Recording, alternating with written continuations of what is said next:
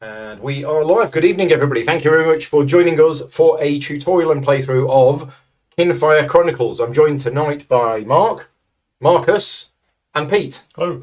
We've spent this afternoon playing the game. We've played through quests 1, 2, and 16 this afternoon. Yes. Tonight, we're going to be playing quests 2 and 3. And the reason for that is quest 1 is kind of like a bit of a tutorial. And I made this decision earlier on today, and Incredible Dream Studios, who are sponsoring this playthrough video, they agreed with me that there's actually quite a lot of other videos out there from people playing chapter 1 or quest 1 of this campaign. So we're going to start with quest 2. We will give you a little bit of a recap on what happened in quest 1. And then we're going to be going ahead and we're going to be playing quest 2, which we've all played. But then we're going to play quest 3, which none of us have played. Nope. So we're going to be opening new content. This is a campaign-style game. It is set in the world of Kinfire, I think. There's Kinfire Chronicles, which is this game, which is a 2 to 4 player fantasy cooperative campaign-style game with 21 quests in total. There is Kinfire Delve, which we're going to be covering later on this evening, another live stream. That is also a cooperative card game set in the same universe. And then later this year, very exciting, Kinfire Council, which is going to be right up your alley because it's competitive. I like playing as a team. You do. Sometimes. Stab him in the back. So Kinfire Chronicles. How to get started with this. It is a fantasy cooperative adventure game. What makes it different from a lot of the other ones is each game that you play will be about 45 to 60 minutes. So we should be about 2 hours tonight, no more.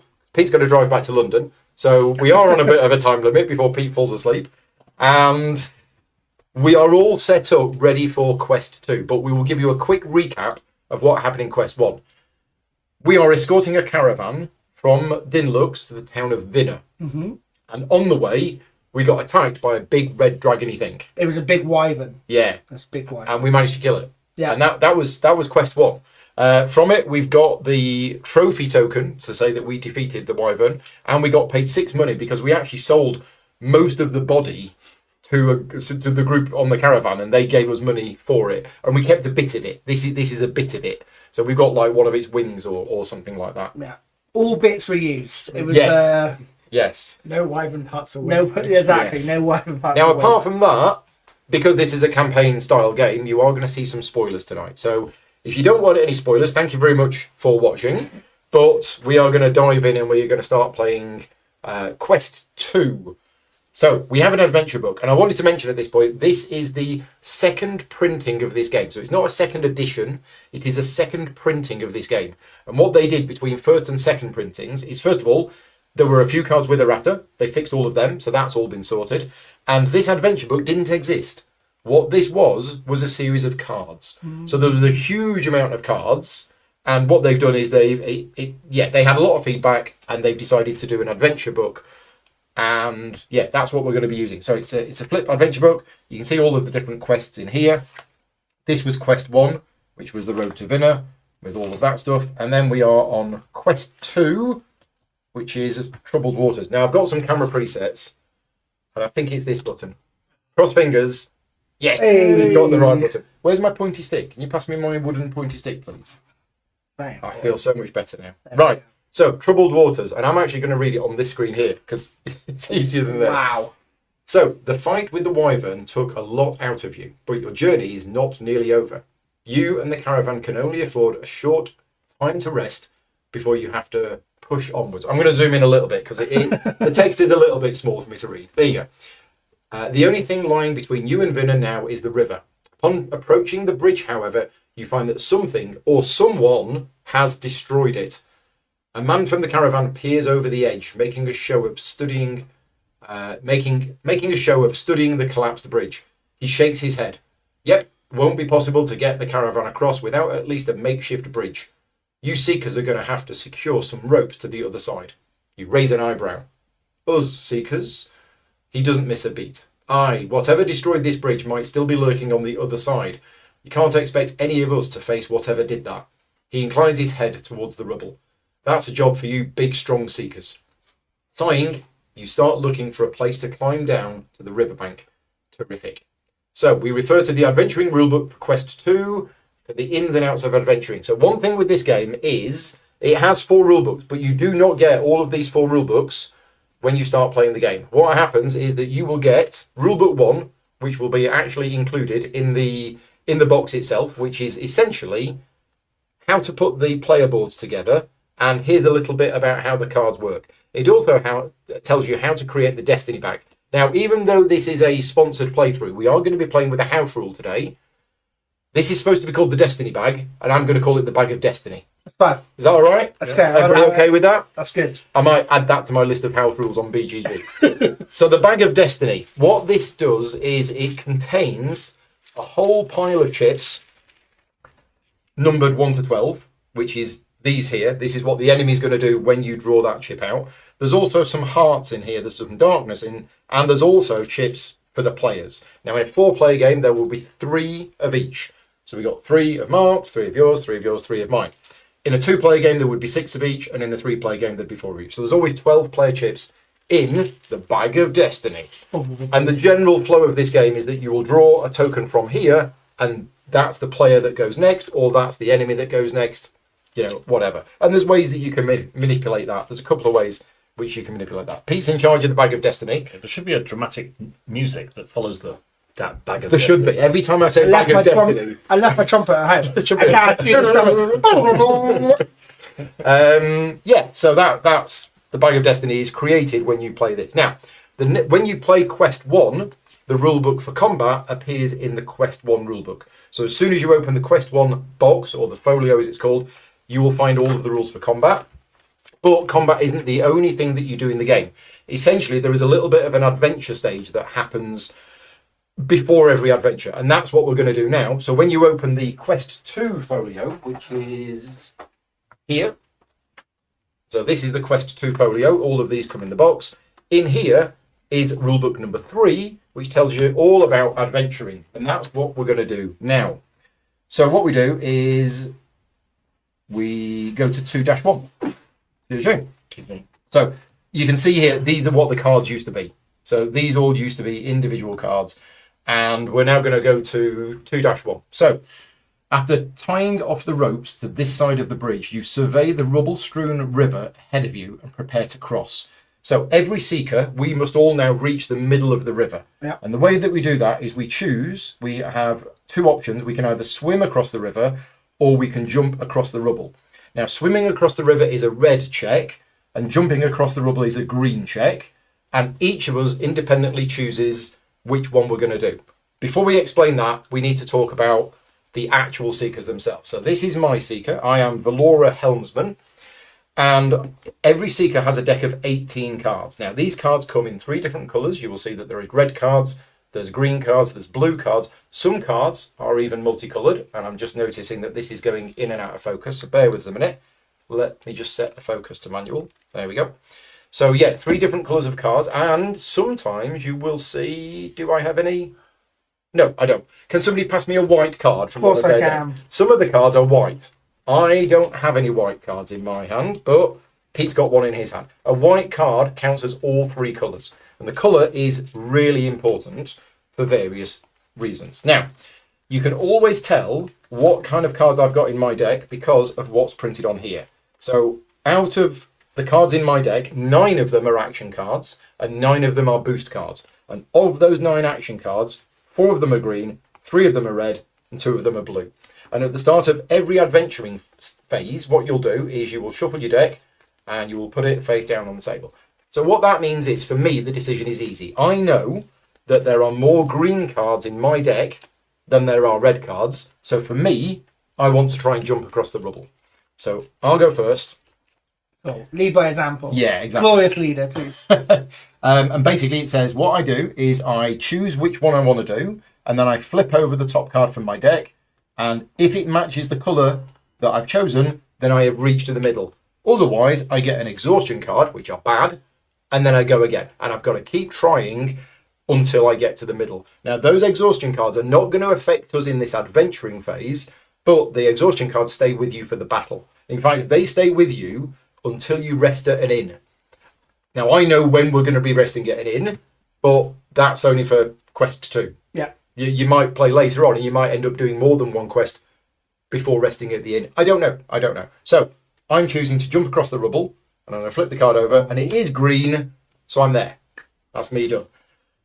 Pete, introduce yourself. Who are you? I am Core. Oh, blimey. Oh, blimey. And you're like 10 years old and 7'6" or something. like that. I am a departed soul inhabiting a metal shell through the power of Kinfire.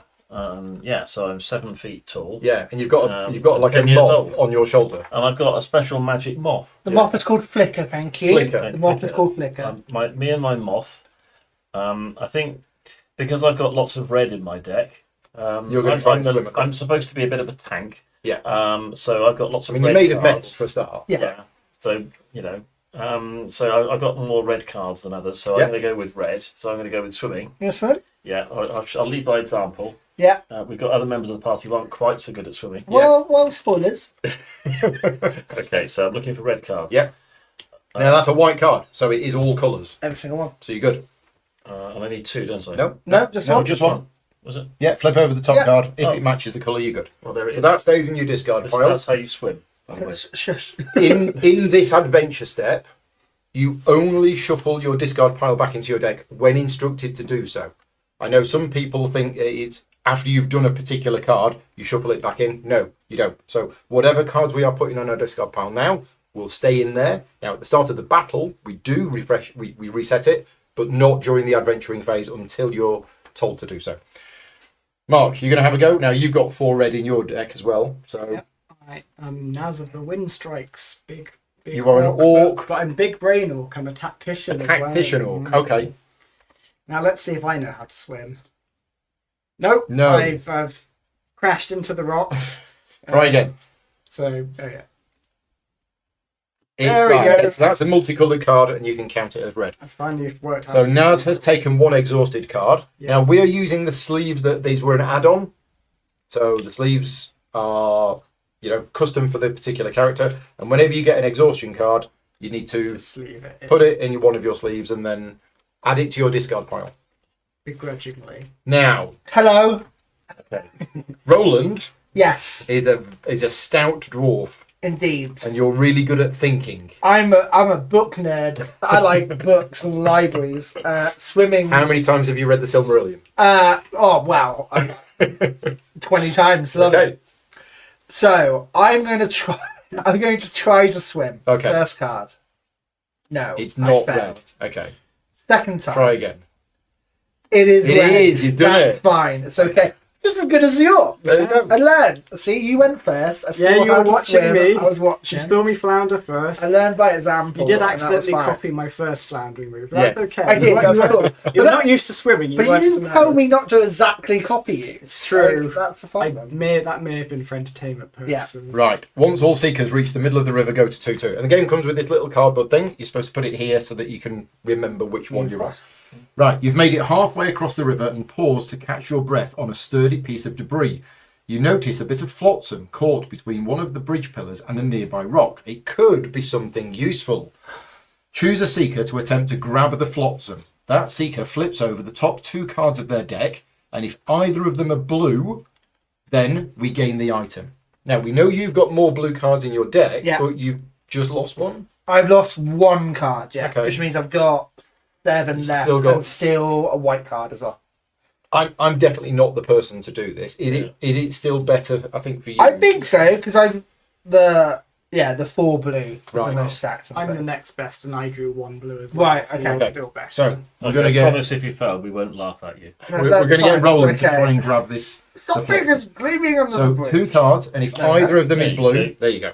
There you go. Okay, so we've got the flotsam, and it says if we get it, go to 2-3. Nice. Okay.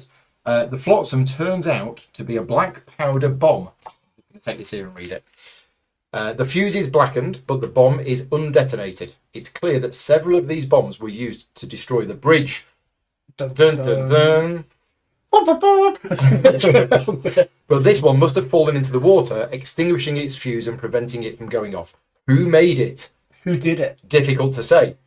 But the fuse has dried enough now that it might still be usable. You decide to hold on to it. It could come in handy if you encounter more trouble along the way. So, because we successfully got it, we get memory card 2A. So, memory cards.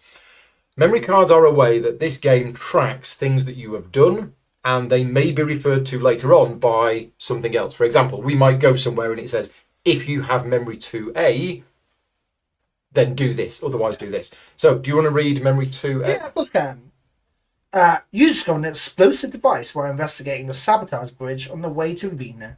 Bombs can be useful things, especially against the sort of enemies that Seekers often find themselves up against. Procuring more of these would be in your best interest, but the authorities in Dinlux don't look kindly on the peddling of explosives. No reputable merchant would be caught selling them, but perhaps there are other, more discreet suppliers. Okay, so as well as that, we also get a new card. Yeah. So, as well as our deck of 18 cards that we start the campaign with, you can gain additional cards over the course of the game through various means, and this is one of them. So, all of the cards have that back, which means they can go anywhere, but you've actually got this card because you're the one that got it. Now, whenever you gain a new card during an adventure like this, you've got two choices. You can just put it to one side if you think, actually, that card is not great for me. I'll just put it to one side for now. Or you can literally add it to your deck right now. I think you put it on your discard pile. Yes. Yes. And we've already played this quest before, and we already know that that card is quite good for you. Yes. So you're going to... I've gone through my explosive training. You've got a bomb. I've done my firearm safety course, and I can go in there. So your deck is now 19 cards. Yes. It is, but that card specifically says on there, it does not count towards your deck size. So it's disposable, therefore it doesn't count towards deck Oh, size, and I it's think. disposable. Yes. Which means when you use it, when you use it it, goes it's gone. away. It's a one. It's a one-use item. That makes sense. Okay. Once you've used it, it's gone. But Yeah. if you were to rebuild your deck now, you could add that in there as a 19th card. Right. Can't put the bomb back together after. No, that's how bombs work. Yeah. Right, next, 2-4. So we're in the middle of the river. Crossing this half of the river won't be so easy. The current here is strong, and the pieces of debris are farther apart. So we all now must reach the far side of the river to move on. This is a similar check to before. We can either swim or we can jump. Swimming is red, jumping is green. But this time, we have to flip cards from our deck until we reveal 2 of the chosen colour. And then for each card that we've revealed that wasn't the colour, we either get an exhaustion card or we suffer 1 damage. So, damage. Let's talk about how that works. So, your character has 2 values here. This is the amount of armour that they have, which for me is 0, and this is the amount of health they have. This is a health wheel, and you'll notice all the colours are a nice light beige colour, but one of the colours is darkened, and that's the health that you start in. Unless you're playing a 2-player game. If you're playing a 2-player game, you'll notice that there is another one 5 higher. So because we're not playing 2-player, that is our starting health. It cannot go above that value. And this is one of the games where if you're playing a battle, if anybody goes to 0, we all lose. So it isn't like a lot of other games where as long as one person survives, it's, if any of us go down to 0 in battle, then we're over. Now, I did read something earlier on today that said, and correct me if I'm wrong, if anybody's watching who knows the rules of this game, if you go to 0 in the adventure phase, it doesn't happen. You just end up on 1. Right, okay. So you can't die in the adventuring part. Right, okay. Anyway, I'm going to try and jump across. So, first card is green. Oh, there you go. You're doing backflips. I am. You're doing front Easy. flips, backflips. Pete, are you going to try swimming? I'm going to try swimming. So you I'm need looking 2 for red cards. There's one. Yep. White counts as red. And, oops. Yeah, so that's one not right card. So, do you want to take 1 damage or do you want to take an exhaustion card? I'll take 1 damage, I think. Okay, so down to 13. Mark, do you want to go next? I just noticed my health isn't correct because I Okay. got a light number. I believe I should be here. There you go. There we go. I'm feeling much better now. Right. Yeah, I'm going to attempt to swim across. You're looking for 2 red cards. There's Yeah, red. That was it. That's slightly off camera. Oh, So sorry. this is on camera. Yeah. So yeah. Let's put it here. So, Or just put them on your discard pile. yeah, That's that's true. So that one's fine. That's That one's fine. not So fine. one wrong card. Hey, there we go. Do you want to take a damage or an I'll exhaustion take card? Hello. And now back to the draw. I'm going to try to swim across. Do you remember Okay. our lesson? I did. I watched you. I can't do what she does because I ain't backflipping Yeah. because I was snapping half. So I'm going to try to swim. First one, fine. Oh, nice. Yes. Second one, not okay, but that's fine. That one, not okay. That's fine. That one, not okay. That's fine. I'm starting to sink a little bit. I'm sinking. Blub, blub, blub, blub. We're fine. 4. 4. It's okay. What do you want to do? So I'm going to take 2 health Yeah. and 2 exhaustion shards. Okay. I mean, you just pick me up, raise a scrap of my neck, and just go, "You're not a submarine, please." Right. No, I said big strokes, Big not the doggy strokes, paddle. not doggy We couldn't do paddle. that. So you managed to climb up the riverbank Oh, and no. tie off the ropes. On the other side, some of the caravan appear to be reclining on the bank, enjoying your struggle. Yeah. You build a quick fire and collapse on the ground while the workers begin constructing a temporary bridge. As soon as you relax, a shiver runs through your body. Something is watching you. So I'm going to show you this on the screen because this is what's called a conundrum. So if you have a look here, there is a conundrum and we have a choice. We can either go for option A, which says whatever it is isn't immediately hostile. So let's just recover while we can so that we're ready to fight. Or rouse yourselves. We may be exhausted, but only a fool relaxes with possible enemies at their back. Now, you'll notice here we have the little icons for the different characters in the game. And this is the Kinfire symbol. So we're going to explain what Kinfire is later on, but it's good. And you want to get Kinfire. And the way that conundrums work is if you, as a group, choose the option which has your character icon on, then your character will gain a Kinfire. So what we've got is on this side, I believe, we have Cor, yeah, and we have Roland. Yeah. And on this side, we have Valora and we have Naz. So it's up to us what we choose to do as a group. But if we choose that option, you two will get a Kinfire. Yeah. And if we choose that option, we will get a Kinfire. So from a role-playing point of view, you two want to do that one and us two want to do that I want to sleep. I'm tired. I've been Yeah, swimming. exactly. I've been doing so much swimming. Now, the rulebook does say that you can assign a party leader, and the party leader makes, a decision in case of ties or whatever. And there's 6 different characters in the game. So it just turns out, for this particular conundrum, 2 of us have gone for that, 2 of us have gone for that. If I hadn't have taken Valora, if I'd have taken that blue guy instead, then we would have had 3 versus 1. 3 of us would have been wanting to do that. But it's just worked out that it's 2 versus 2. Now, I'm going to vote as a player that we do the different thing that we did earlier on today. Yeah, that makes sense. Does that work? I was also going to say the same thing. Okay, Cool. Yeah. So we'll go with you two, and we'll Yeah. say that you two persuade us two to just chill out. Hey, what's the worst that can happen? Well, we're going to find out. Let's just relax. So we will find out. You're never required to do what your character is pictured at. It's just you get the... Yeah, exactly right. What I'm saying is you are free to do whatever you want. You don't have to choose that option. But from a role-playing perspective, your 2 characters are more inclined to do that option. But you're absolutely right. You are freely allowed as players to do what you want. So we're gonna choose to sit and do nothing while we get eaten by bears. So we get a Kinfire, token, don't we? Yeah, you two get a Kinfire. And again, we'll explain what this does at the end of Quest 2 before we do Quest 3. Curling up next to the fire, you pull a wax-papered ration out and sigh with relief.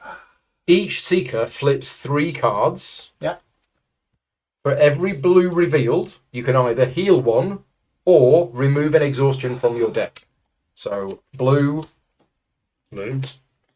Well, I'm on full health and I don't have any exhaustion, I don't think. I got 3 blue. I got 3 blue. You got 3 blue. 3 blue. Blue. So you can, whatever you want, remove 3 exhaustion or heal 2. And And your discard is included? I think so. I think discard will be included in this because at the moment there are no exhaustion cards in the deck. So otherwise it would. I'm going to get rid of all 3 of my exhaust.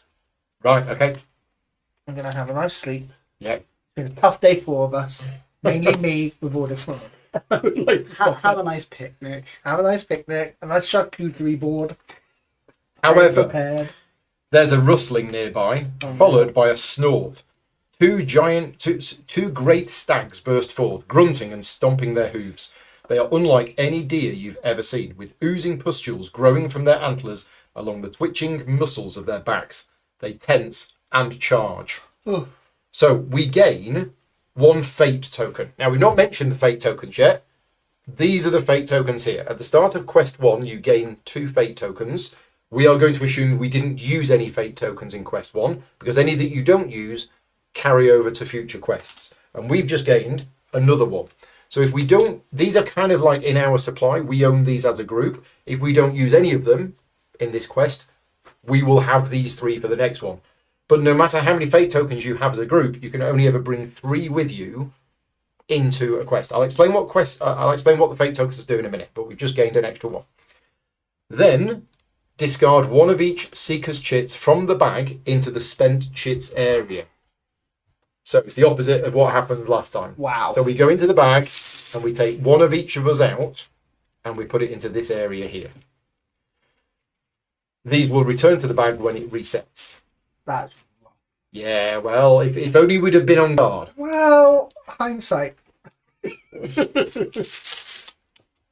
So, obviously, the fact that we've all removed 1, that means we've all only got 2 more chits in the bag. It means the enemies are going to have probably more turns than we do.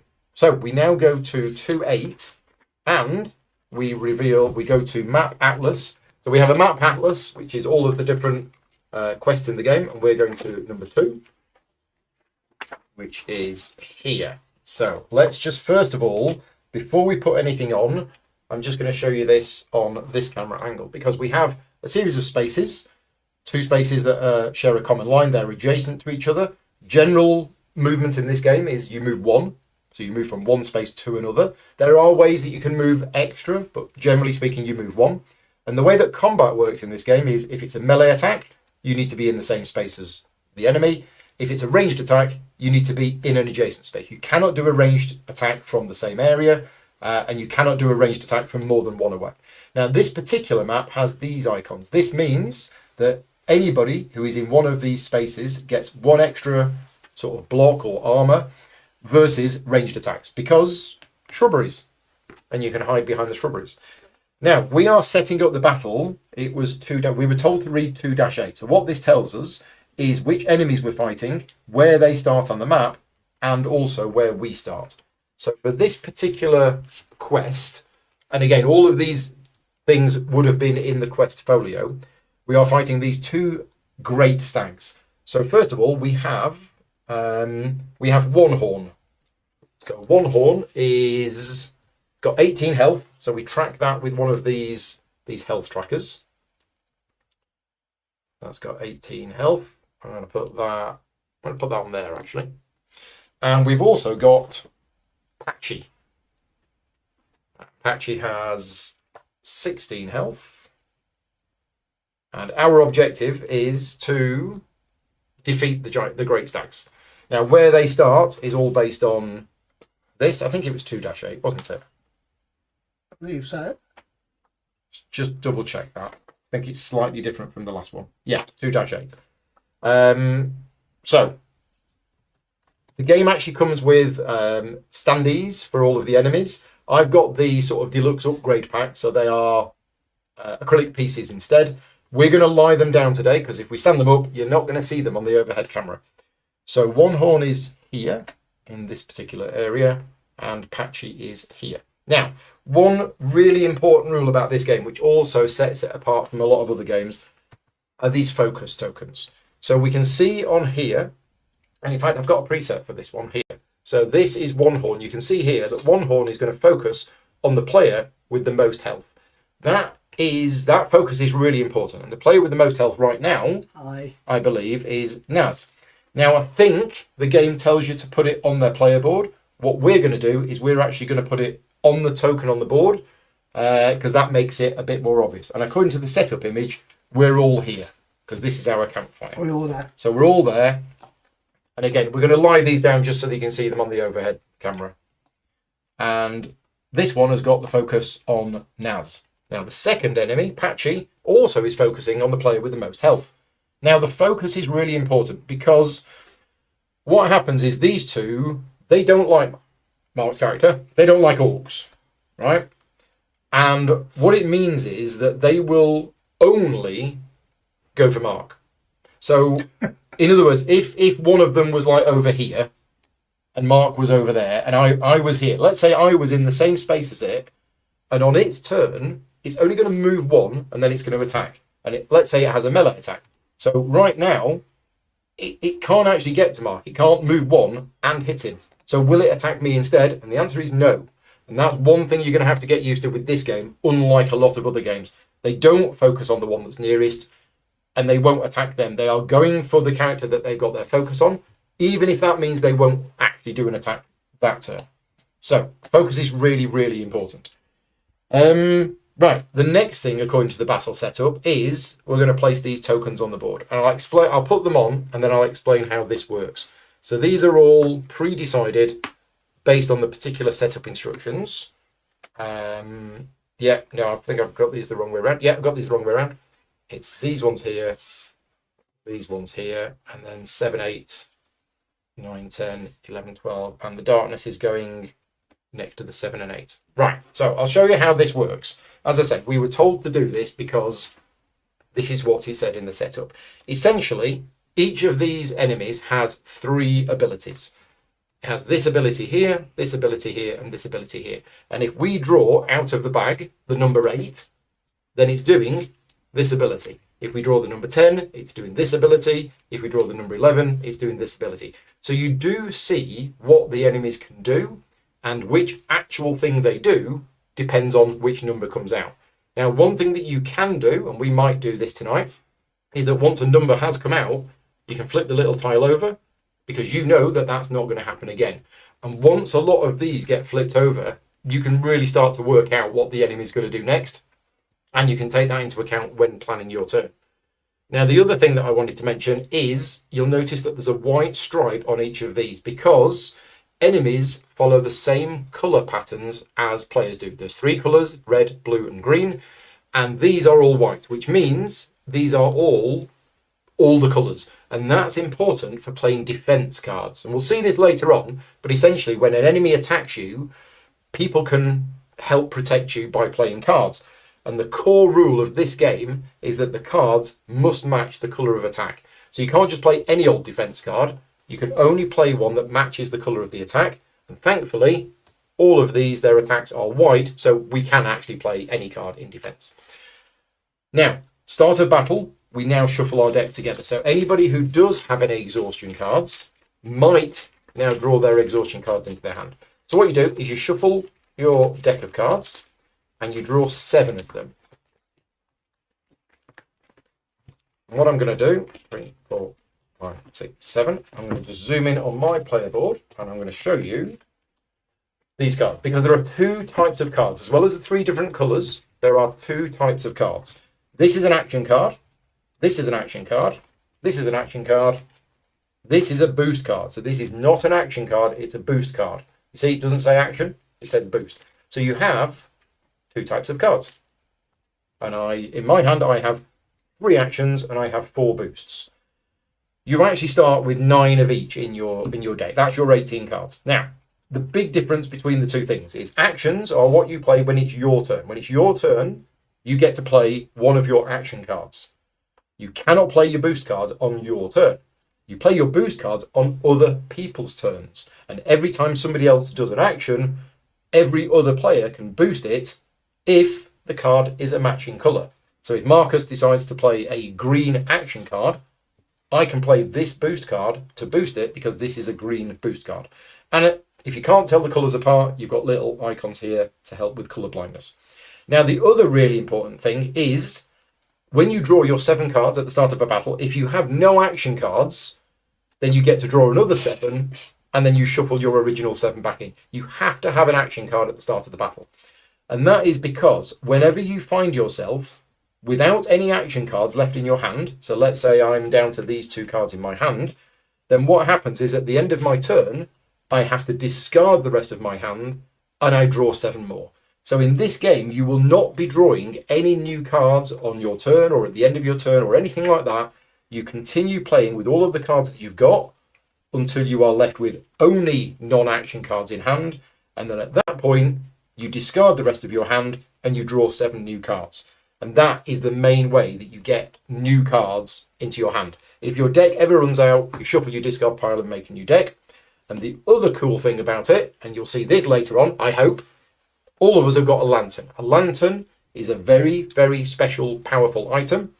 And that will flip over, because at the moment it's charging. And the first time that I discard my hand and draw a new deck, a new hand of cards, then you flip your lantern card over. And we've all got completely new, unique lanterns, which all do cool stuff.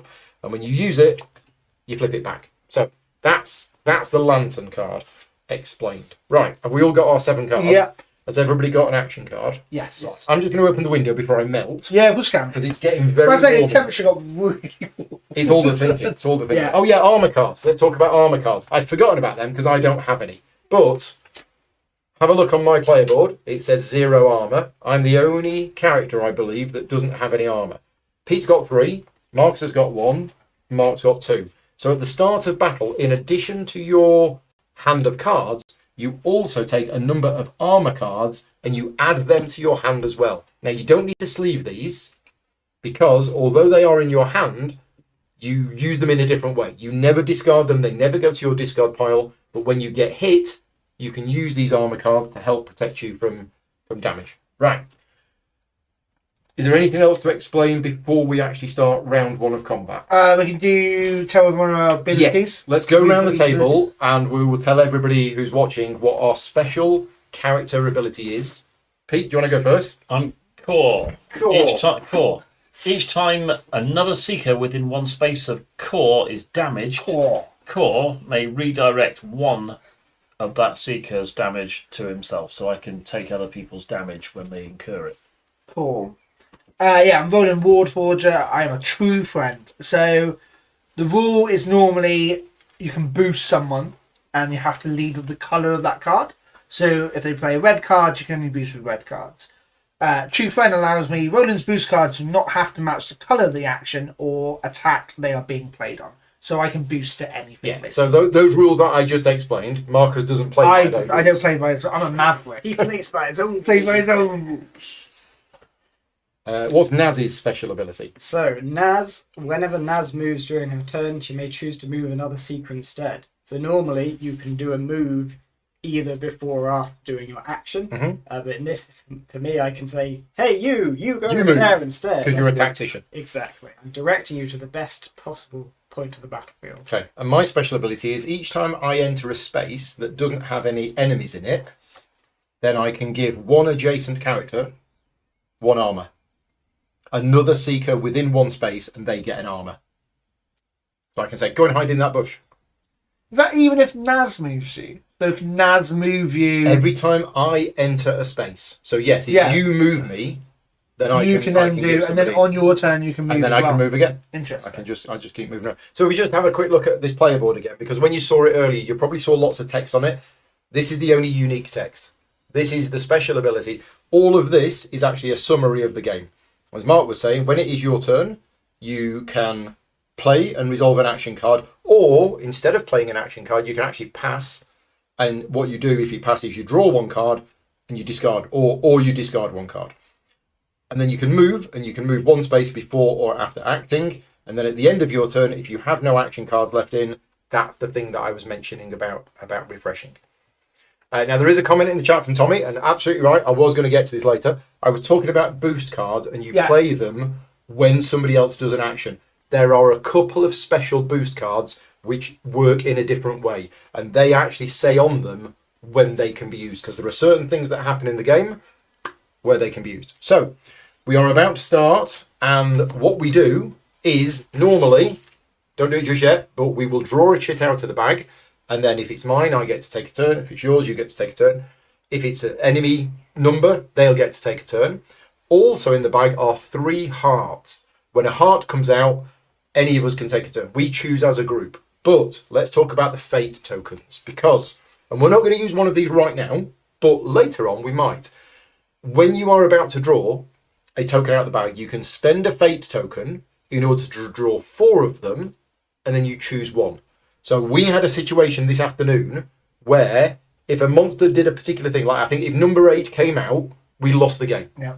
So at that point, we used a fate token. Now, one really cool thing about the game, and bearing in mind this is a sponsored video, so I'm not going to give any opinions, but this is really cool, is you get a void box. The void box. It's a void box. Now, the void box is for your campaign, and anything that goes in the void box never comes out. And when you spend a fate token, it goes in the void box. So literally, when I say spend it, it's gone. You are never getting it back. Don't worry, the game comes with enough fate tokens that you've got enough for the whole campaign. But yeah, I just like the idea that there is a little slot, like a piggy bank. It's true. It's sad because it gave them all nicknames. So Yeah. when we put them in the void box, it's even sadder. Yeah. Right, off we go then. So if we're not using a fate token, which I don't think we need to, Nah, it's fine. we're going to draw a Are we token. ready? Fine. What's the worst that can happen? We'll be fine to start with. Are you ready for the bag of destiny? Bag of Destiny. Bag of destiny. Okay, 6. so it's number 6, which is this one. Now, some of us, not me, but some of us have special boost cards that say when a token is drawn, if you don't like it, you can put it back in and draw a new one. I don't know whether we want to do that at this stage. I believe that is the attack, That's which the is area. area attack. Oh, maybe we do. Everyone gets hurt. And Yeah. we all seem to be having a group hug. So, if we allow this to happen, this Yeah. number 6, what's going to happen is Patchy, who's here, it does an all-round attack, so it will damage every single person in one space because it's a melee attack, Yeah. and give us 3 hurt cards each. But it only moves 1. Okay. Yeah. So it We're can't fine. get there. It only moves. So it Okay. says, choose the space with the most seekers within one space of Patchy. Right. Patchy's here. You can't Okay. see him because he's hiding in the river, but Yeah. Patchy is here. Patchy focuses on a seeker in that space before attacking. So we can allow this to go Yes. off, and they won't actually attack Yeah, us that's because fine. we're 2 spaces away. So he says, the stag slams his mighty hooves to the ground, shaking the earth with a massive shockwave, charges towards you, but doesn't quite get there. He doesn't say that. Boom. So yeah, I think we're okay. We're fine with that. But if it was here, we would have absolutely put that back in and drawn a new one. If I had that card. That's actually really bad for us. Yeah, Naz and Valora abilities are so good together. Yes, Yes. we worked that out just now. Teamwork. Make the dream work. Yes. Yeah. Okay, so that's Patchy done. Now we go again. Bag of Flip the destiny. token. Oh yeah, let's put the token because Yeah. we know it's gone. Yellow. Ooh, it's Hey. a Okay, Naz is going to go take a turn. So just as a reminder, you can move 1 space and then you can do an action, or you can do an action and then you can move 1 space. That's pretty much it. And instead of doing action, you can pass, which means draw a card or discard a card. You might think, why do I want to discard a card? Well, remember, if you end your turn with no action cards in your hand, you get to draw 7 new cards and you flip your lantern over. Yep. Flipping lantern. Okay. That should be a name of a game in itself. Well, flipping lantern. Yeah, Kinfire, flipping lantern. Yes, lantern flipping. Okay. I have 2 propositions for what I can Okay. do. So Oh. let's have a little bit of talk here. So I can do something nice and simple. Just do a duel of honor, where I would go in, hit one of them for 1 and another 3. No, you because- wouldn't. No, because there's 2. Because there's something else in there. Never That's mind. right. Duel of Honor works best if there's nothing else in Yeah. there other than your target. In that case, I'm going to choose probe, which is Okay. strike at your enemy, probing for weakness. Now, Ah. it's a melee, which means I need to move in first. Yes. So that's what I'm going to do. So you're going to move into that space. Yep. And I will attack one of them for 1, Yep. but I will also get to do a condition to it. Right. I'm going to show this card on my screen just to show you how this works. So this is an action card. It's a melee attack, so it needs to be in the same space. It's going to deal 1 damage, and it's going to apply the stun condition to the enemy. And there's also a special thing on here. But right now, it's a blue action card that's going to deal 1 damage, and then it's going to stun the enemy afterwards. But because it's a blue card, we can now all boost it if we have a blue card, or if you're Roland, Any card. any card. I cannot boost attack in any way. I could, but only by giving you an extra movement. I can boost Well- your attack by 1. Is it any time you can move through your ability, or only just your normal movement? Which things? Well, Naz's ability. Is Yeah, it just so the base That's move? really interesting, isn't it? Yeah. So I am going to boost your action by giving you an extra movement, Yeah, it which does. you can take after you've done the action. So you can Yeah. move out of the space. Yes. Or I can move not somebody else. and move me, Yeah. and then I can give an armor to somebody. Yeah. Nice. So I assume it's all movement, not just base Yeah, movement. it does say Yeah. okay. whenever now. And you're going Yes. to boost it. So Pete's can- playing a white card, which matches all colours. So that's going to deal 1 extra damage. So you're dealing 2 damage. And let's do it to 1 horn. And yeah, because you're in the space with both of them, you're going to deal it to this one. Yeah. You'll notice we're not rolling any dice. We're not flipping over any cards. If it's 2 damage, it's 2 damage. Yeah. So we go down to 16. Now, when you stun a creature, we have a look back at the abilities. you choose which of the 3 abilities you want to stun. And then the next time it would do that ability, it doesn't. And you remove the stun instead. So which of those 3 would you like to stun? What does the third one do? The third one says discard all statuses from all Great Stags, and then all Great Stags heal for 1. Okay. I might apply it to that one just because if either of the other 2 of it happen, then that will get rid of it. Okay. That will make sure that it happens. So that is stunned. Yeah. And additionally, after attacking, draw up to 4 chits from the bag. You may discard 1 numbered enemy chit. Ooh, Oh, because you're probing for weakness. Right, okay. Exactly. I thought it was a good one to say early. While I see what you mean with the stun, because if you put it on anything else and that comes out anyway, it gets rid of the stun. Exactly. So, Maybe yeah. get rid of number 5 if you see it. Yeah. Well, we can have 10 or 12. So we've got, that's what's come out. So 10 or 12. So 10. I'd say 10. Yeah. Because that's quite a big So, attack. so we get rid of 10, and we put it there, and we flip that over. Because 12 is stunned anyway. So Exactly, yeah. So those go back in. Those go back in. that's a cool ability. It's a nice ability, yeah. And then I gave you a movement. Okay. So that goes to your discard pile. So yours is when you enter a space without enemies. Yeah. Ah, okay. I'll give you a movement. So you're That's giving how me your the armor movement. is helpful. So I move to here, and whenever I enter a space without enemies, I can choose another seeker within 1 space, Yeah. and they get an armor. So we'll give that to you, I am the target. because you are That currently the makes target of sense. their attacks. So that's just an armor card in hand, and you'll see how armor works in a minute. Apparently putting stun doesn't do anything.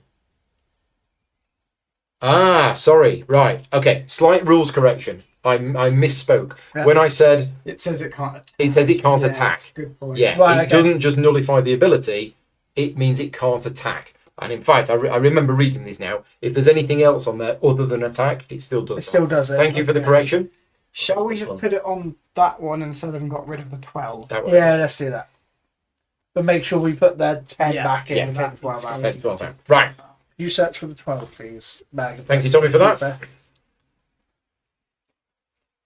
So when the stunned makes condition sense. happens, the attack part doesn't happen, Yeah. but The anything rest of the else, text anything makes else sense. does. That makes sense. Okay. And that's your turn. That was my That's your turn done. Right. Okay. What are we going to have next? What's coming out of the bag of destiny? Number 1, which is this. So lowering its head, the stag charges forward, its antlers vibrating with energy. So it's a melee attack. So it needs to be in the same space as its focus.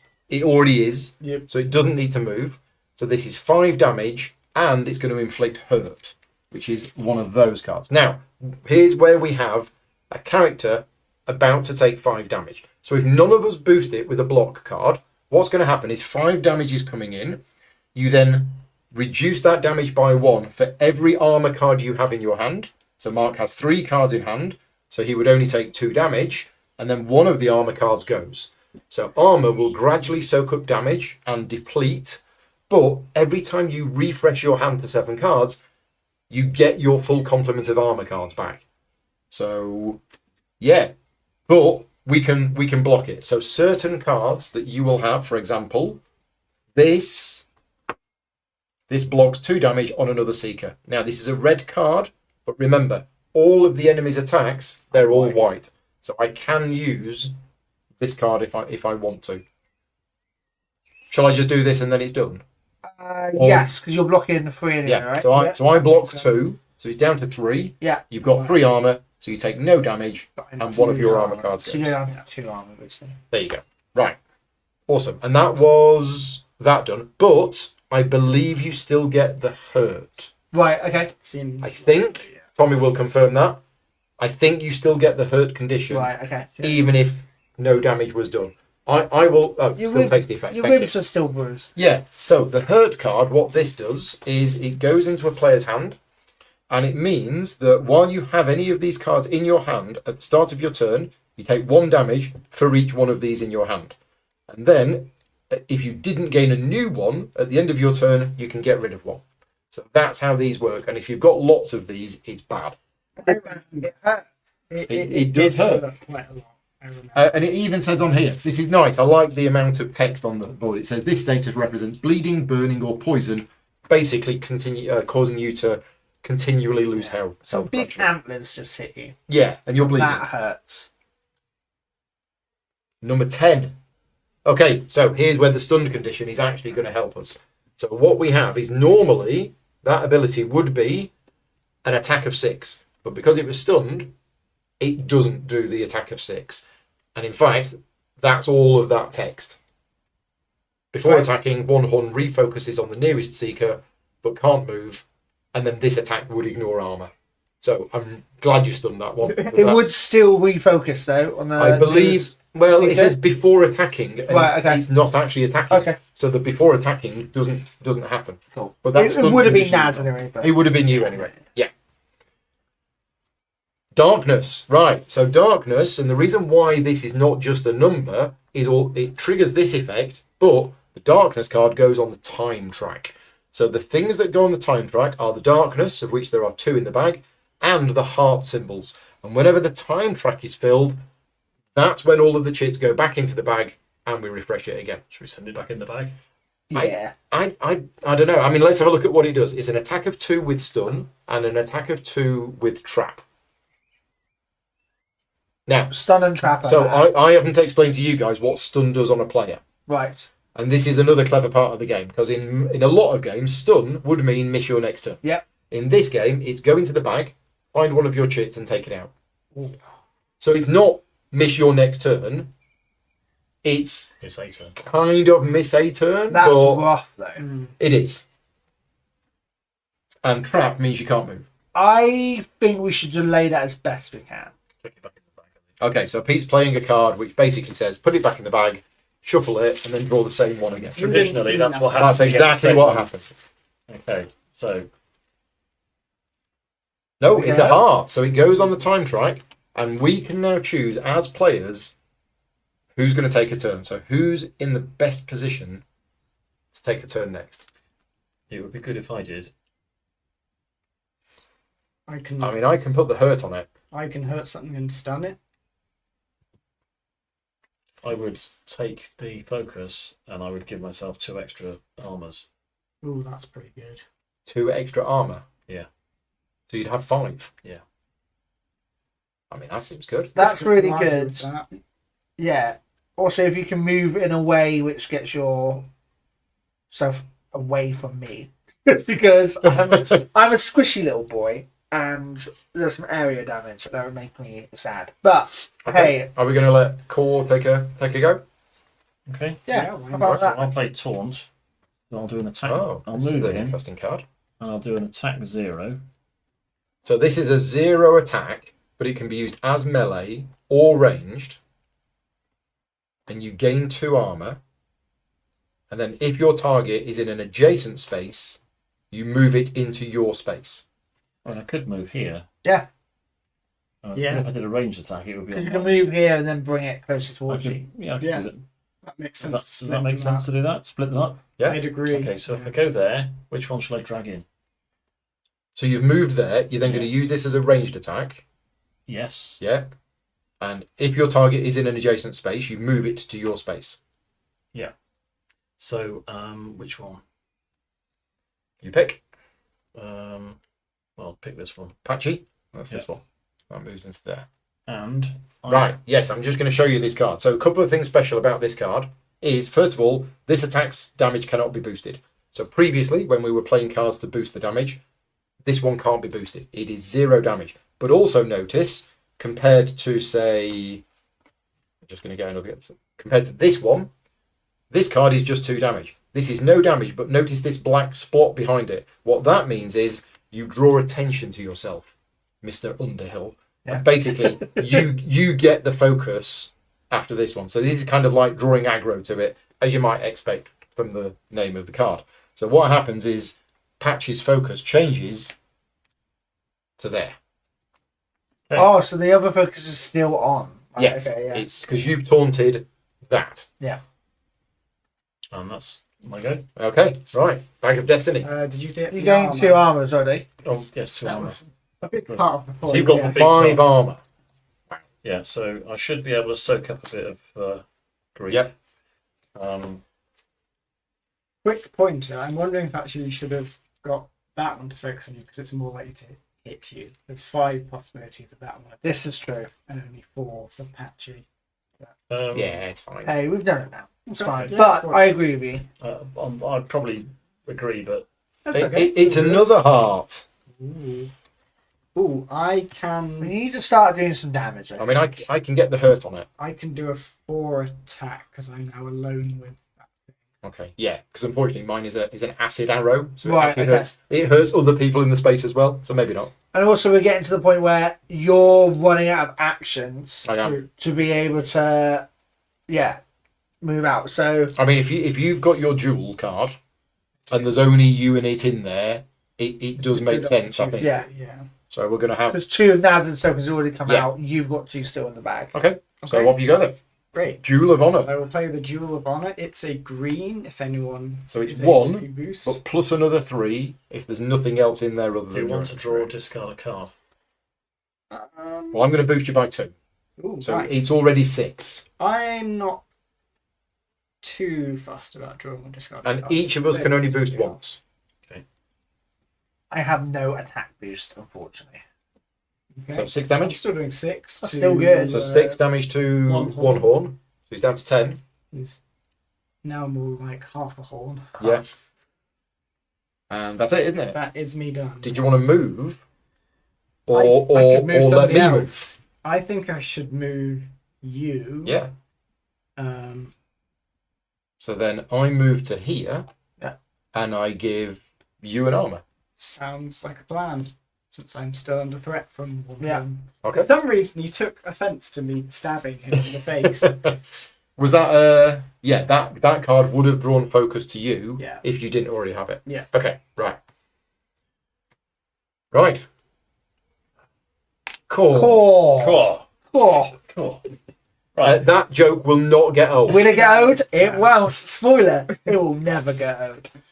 In fact, the name of our group is Core Blimey. Core blimey. Governor. So that's the little small Well, text yeah. tag, yes. Okay. Well, All of our American audience are going like, what? What are you on about? And when other people see a mention group, they're like, Core blimey. So, well, We don't talk about Blimey. It's a long time ago. I'm going to shoot at one horn. so you're here, Yeah. and you're going to do a ranged attack on this one. Ranged Okay. attack on one horn. Yeah. With Blue Pierce strength 3. defenses. Oh, okay. Oh. Nice. So it's a ranged attack, 3 damage. What's the special text? Cannot have its damage reduced or redirected. Oh, so that means it doesn't get its damage reduced because of the cover. Yeah, because normally it would damage yes. would reduce Yeah, for because of range. range attack, but it wouldn't because of that. I will boost that attack. Oh, that's a That's green only for blue. No, blocking. no, it's a green blue card. Oh yeah, that's a I blocking. missed It's only for read that. blocking. Yep, I So misread strength that. 3. That's all right. I can't boost it. I also cannot boost. Okay. I can keep So I you knock up, him. but I knock him down to 7. So it's 3. So it goes down to 7, Question is, do I now want to move? and you get its focus Yes. because of that. So they're both focused on me. It's a good thing you've got 5 armor. So could I move? I could move here. Yeah, couldn't I? just move Yeah. to an Is adjacent that space. You get your useful feet to wet. get you? yeah, I've got a bomb that's got a fuse on it and it's shaking. So But And remember, then it's it's everyone. one use only. If you Yeah, moved but- over there, it would be harder for one horn to get at you because he can't move directly to there. that's true. That is true. True. Remember, Right. if it's focusing on you and it can't hit you, it won't hit anybody else. Yeah, Okay. it'll just like move about. Yeah. Good. Okay. Let's do that. So I just Okay. remembered I forgot something on my turn. I have a hurt card. Oh, you should have Oh, taken yeah. a. So I should have taken a damage for Yeah, that. and then because and you then didn't get another hurt card, I it goes. lost it. Now, I no longer have any We have our first refresh. action cards. So I Pete turn doesn't have over- any action cards in hand, so you discard all of your cards, and unfortunately all of your armor. Yeah, that was good, wasn't it? Oh, So I get Flip my your lantern over, but then you restore your armor back to the default value. oh, the armor goes away as The well. armor goes away, Oh, that's sad. but then you So I refresh it. shuffle, Nope. No, Only I when shuffle. your deck's empty. Yeah. You should draw 7. but I discard the rest of my hand. Correct. Yes. Now, Yeah. I don't know what happens if you draw and don't have an action card. I'm going to guess you discard and go again. I It's can't got play a bit. pre-actions. No, so that's an interesting question, and I was hoping this was going to come up later on. But the cards that say free action, and I think this is a really clever part of the UI of the card, it doesn't say free action at the top, it says it at the bottom. Yes. So in other words, you can't do an action and then a free action card. No. You can do a free action card and then an action card. Yeah. And that's how I read it intuitively, because it says, do all of this. Oh, and then by the way, this You wasn't get really an an extra action. action. Yeah. So you It can never do it. refunds you the action, but you have to Yes. play the action to get it refunded. Exactly right. Okay, next. Off we go again. It's me! It is you, Roland. Do. What you going to do? So, I have a bomb in my hand. I could just throw a bomb. Well, if you're anything like me, you will save that bomb for the entire campaign, thinking, oh, there's going to be a time when I need it. There's going to be a time when I need it. And then the April? campaign's over, and we're like, oh, I never used this, did I? I've known you very many years. We are very different. Bomb time! It's bomb time, baby! Now, remember, these are hiding behind some shrubbery, so they Yes. are going to be protected. And all your friends are running for the hills. So I'm going to throw it into here. Yeah, So this is a ranged attack, but it's an area attack. So it would actually deal damage to everything in the area. Yeah. Just in case you wanted to wait till they were both in the same space. I could wait till they're It's up to you. It's up to you. It's fine. I'll It's wait good till to they're know. both in place. Okay, cool. What I will do that actually might be a little more helpful is this. I'm going to do a meteor throw. So What colour are you declaring it? Because it's true. I'm red looking, would well. count. Can anyone boost any attack? I can boost it by 1 if you choose red. Okay, I'll choose red. So can I. Okay, I'll choose red. Okay. Do you want to draw or discard a card?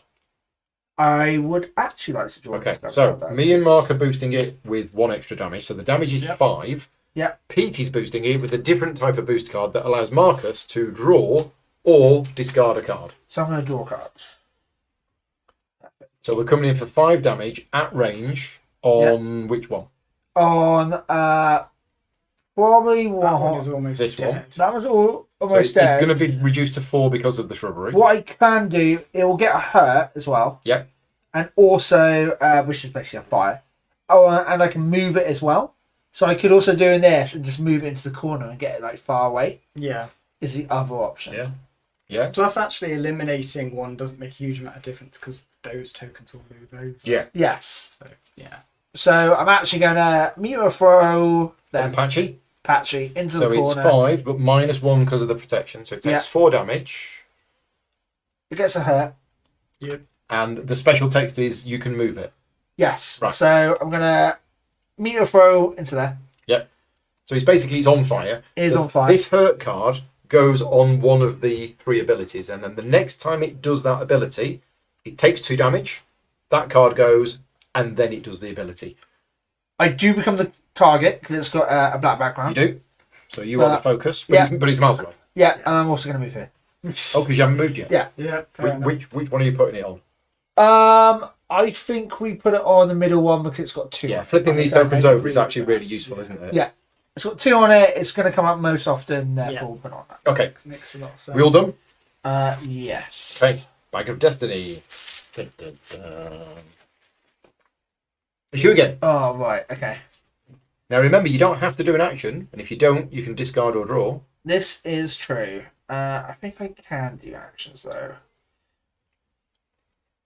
You're currently here. You're currently 2 away from one horn. Yes. If you- And if for you're- range, I have to be next to, Yeah. right? To fire Yeah. into. That's fine.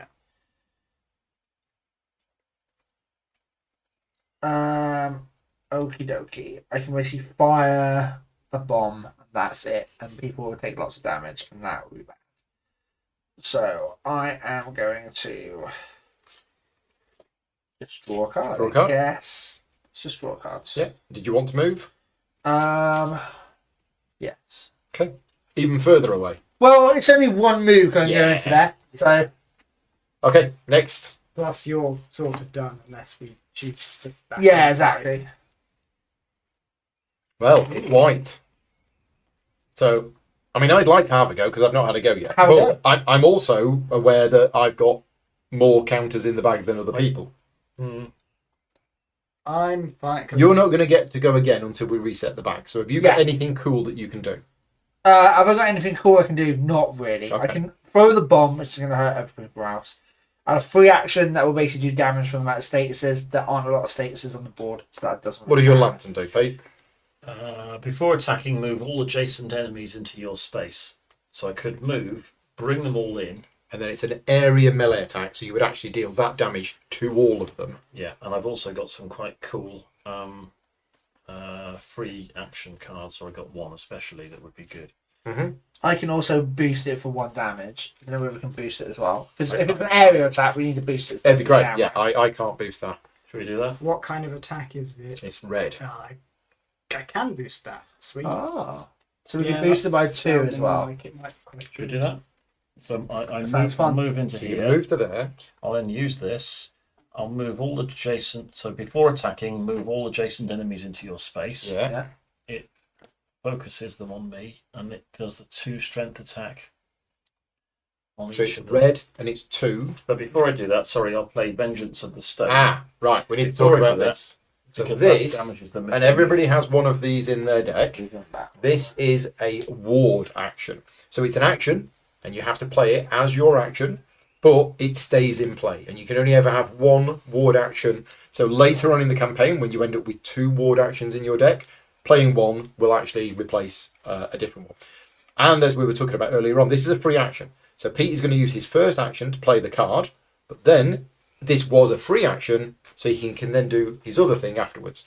So what this does is, while that is in play, anytime any enemy moves, they take a damage. Is that right? So I Then you're going to play that. Draw them both in, which means they get 1 damage each, Yeah. Oof, oof. and then I get the focus on me. Yeah. Yeah. So 1 damage each because they moved, because of because of that. Yeah. Okay, so that goes down to 6, and that goes down to 11. And yes, And Now I then do a 2 you're strength. hitting them both for 4, I think, 4. because it's 2, And my boost. 3, 4. So you're hitting them both for 4. Yeah. And that draws the focus to you. Okay. And I gain an armor per enemy targeted by the attack. So you get 2 armor. 2 Nice. more armors. Wow. Nice. 1, 2. and yes, Tommy, we have been very lucky with our draws. We considering have. How Yeah. many were? We've Yeah. been pretty Yeah. good. This part, the bag pull part of the game, can be quite lucky or unlucky depending on what comes out. Well, you say lucky now. However, But there's it's going to be a point where we're going to be Oh, hit absolutely. like 6 times gonna enough. get We can rough do. soon. Yeah, I'm quite because the glad. percentage of enemy tokens in that bag is Yeah, quite high. I'm quite glad the focus has 5 armor. Right. Yeah. There we go. Here we go. Oh, It takes 2 damage though. Number 4. So the first thing that happens is it takes 2 damage. And if it had multiple hurt cards, it would be 2 damage for each one. Sure would. So that's gone. So it's down to 7. And then, here we go. Eyes rolling and back in their sockets, the stag's mouth opens, releasing a fountain of fiery magic. So this is a ranged attack. Oh. Its focus is Pete, and it's in the same area. So it has to move out in order to be able to do that. Oh, so no. we can choose where it goes, Also, it will take a damage. and it will take a damage when it moves out because of that. Yeah. So it's down to 6. Where do you want to put it? This is Patchy, the green one. You only reduced them by 2 and not 4. Did I? Sorry. Mr. Kelly's watching, keeping eagle eyes on me. It was You're trying 4. to make it harder. I am. It was 4 damage to both of them, and apparently I only reduced it by 2. Oh, right, okay. Yeah. I knew that. I'm the hidden traitor.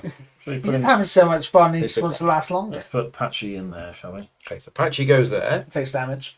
And it took the damage for moving, and then it's going to do a ranged attack on you of 4 damage, and it's going to cause hurt.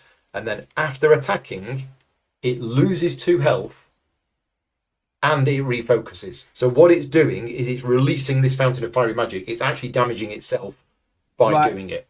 But just to touch on this, these monsters, they start off at the start of the battle focusing on one of the characters. We have seen many times that focus has changed because of the actions that we've taken. Yeah. But monsters will also sometimes refocus, and they will only do so when it says refocus. This is going to hurt you more than it hurts me. Yeah. So it moves to there. He's dealing you 4 damage. Now, we don't need to boost this block whatsoever because Pete's got 5 armor. and it's reduced by 1 anyway. Oh, okay. Range should be in there. Yeah, you're behind the shrubbery, so it's actually only 3 damage coming in. You take no damage because you've got 5 armor. Stirp it up like But one of your energy armor goes. drink. Yeah. But The you are now hurting because you've got this. the leaves are a little bit singed around you. As Yeah. well. And then it takes 2 health, and now it refocuses. So who's got the most health right now at this moment? I have 14. 14, I've also got 14. 14. So I believe we can choose. I think. Stick with Keep me. it on the Who's got all robot. the armor? Yeah. Okay, right. Let's flip over the token shell. Which one was it? 4. 4. Okay, ready? I mean, they're both on 2 health. So Yeah. if it's me, we win. But it's not me. It's doing it again. So it's Do going to kill you itself. want me to put it back? No. Well- Oh no, it's gonna. Pete's going to take no damage. Yeah, and And then it's going to kill itself. it's just gonna fizzle into nothing. Turn into goop. Because Pete's got 4 armor. Okay, Yeah, are we that's happy it. letting it? It's gonna I'm hurt happy me. with that. The hurt is going to go, but you're fine. You've got 14 health. I think we're okay. Yeah, I think we're fine. Yeah? Yeah. Okay. So 4 damage minus 1 because of the shrubbery. Yeah. So you take 3. You take none because you've got 4 armor. I think. You lose an armor, but you do have 1 hurt card. And then Patchy, unfortunately, Shrivels up. it's all been a bit too much for Patchy. Goodbye, Patchy. We Bye. knew you not that well. Now, what happens is all of these tokens get reassigned to another enemy. So, and they stay in the same section. So these 2 were in the top section. So they're going to go there. These 2 were in the next section. And then these 2 were in the next section. It gets a little bit more complicated when you have enemies with passive abilities. Because passive abilities don't have any tokens next to them. Passive abilities, as you might suspect from the name, are an ongoing thing that affect the entire battle. And if that ever happens, like if this was a passive ability, then these would be split up between the other ones. That's actually ours. Oh, we keep it as a Yeah, trophy. that's our Yeah. trophy Oh, yeah. because we killed it. So Okay. we can have it on that side. There you go. So there are our trophies. Right. So that was its go. Yep. And it did that. And you're still okay because of your armor. Yep. Oh, you use this. Oh, yes, sir. Yeah. Yeah. So when you use your lantern, you flip it over. Okay. Next. Is it me? No. No. It's number 9. So this is going to be attacking Pete for 6. Are we okay with that? This is Yeah. the one where it refocuses on the nearest seeker, which is Pete. Repeat. It hits him for 6 and it ignores armor. Ignores armor. Yeah. Now you do have 14 health, Yeah. so And I can boost it. That's not armor, right? I could return the chip though. That's true. Should we do is that? it worth returning the chip? I think so. it probably is. Yeah. Yeah. Let's do that. Number 9 was it? Yeah. There you go. Because that's all that's useful. Yeah. Really. And that's probably the best one to use. Yeah. Hey! Right. I get to go. You do get a go. So I could have killed both of them. I Quite, believe this is where quite we easily. say finish him. Yeah. Indeed. So I'm going to use Quick Shot, which is 2 damage, but I have a special card, Valora's Bow. Whenever I do a ranged attack, if I show that this card is in my hand, then I get +1. So it's actually 3 damage, -1 for the You shrubbery. will have to move first. Oh, I have to move Oh, first. I'll yeah. move to there, which means you get an armor. But then I kill it. Don't deny the man Oh, an armor. and that was a free action as well. Nice. So I basically could have then shot the other one for 2, Nice. which is, yeah. Doing the splits. And a Now, card roll. sometimes enemies have a stage 2. So don't get your hopes up too much when you reduce them to 0. Because sometimes you'll read the next bit of text and it will say, but they come back. I don't think these ones do. So, if the stags are reduced to 0 health, go to 2-11. You pile the bodies of the stags to burn. Black blood oozes from their wounds along with a sharp scent. You look out at the dark trees of the nearby woods. What could have caused these deer to go into such a frenzy? When the caravan catches up, the leader nods to you. He grimaces and looks away from the burning carcasses, passing you a handful of coins as hazard pay. Oh. So, pays us 6 money. Nice. And these metal coins, these are part of the deluxe add-on as well. You don't need these, but they are nice. They're pretty. And we get that as another trophy. And we reset the bag.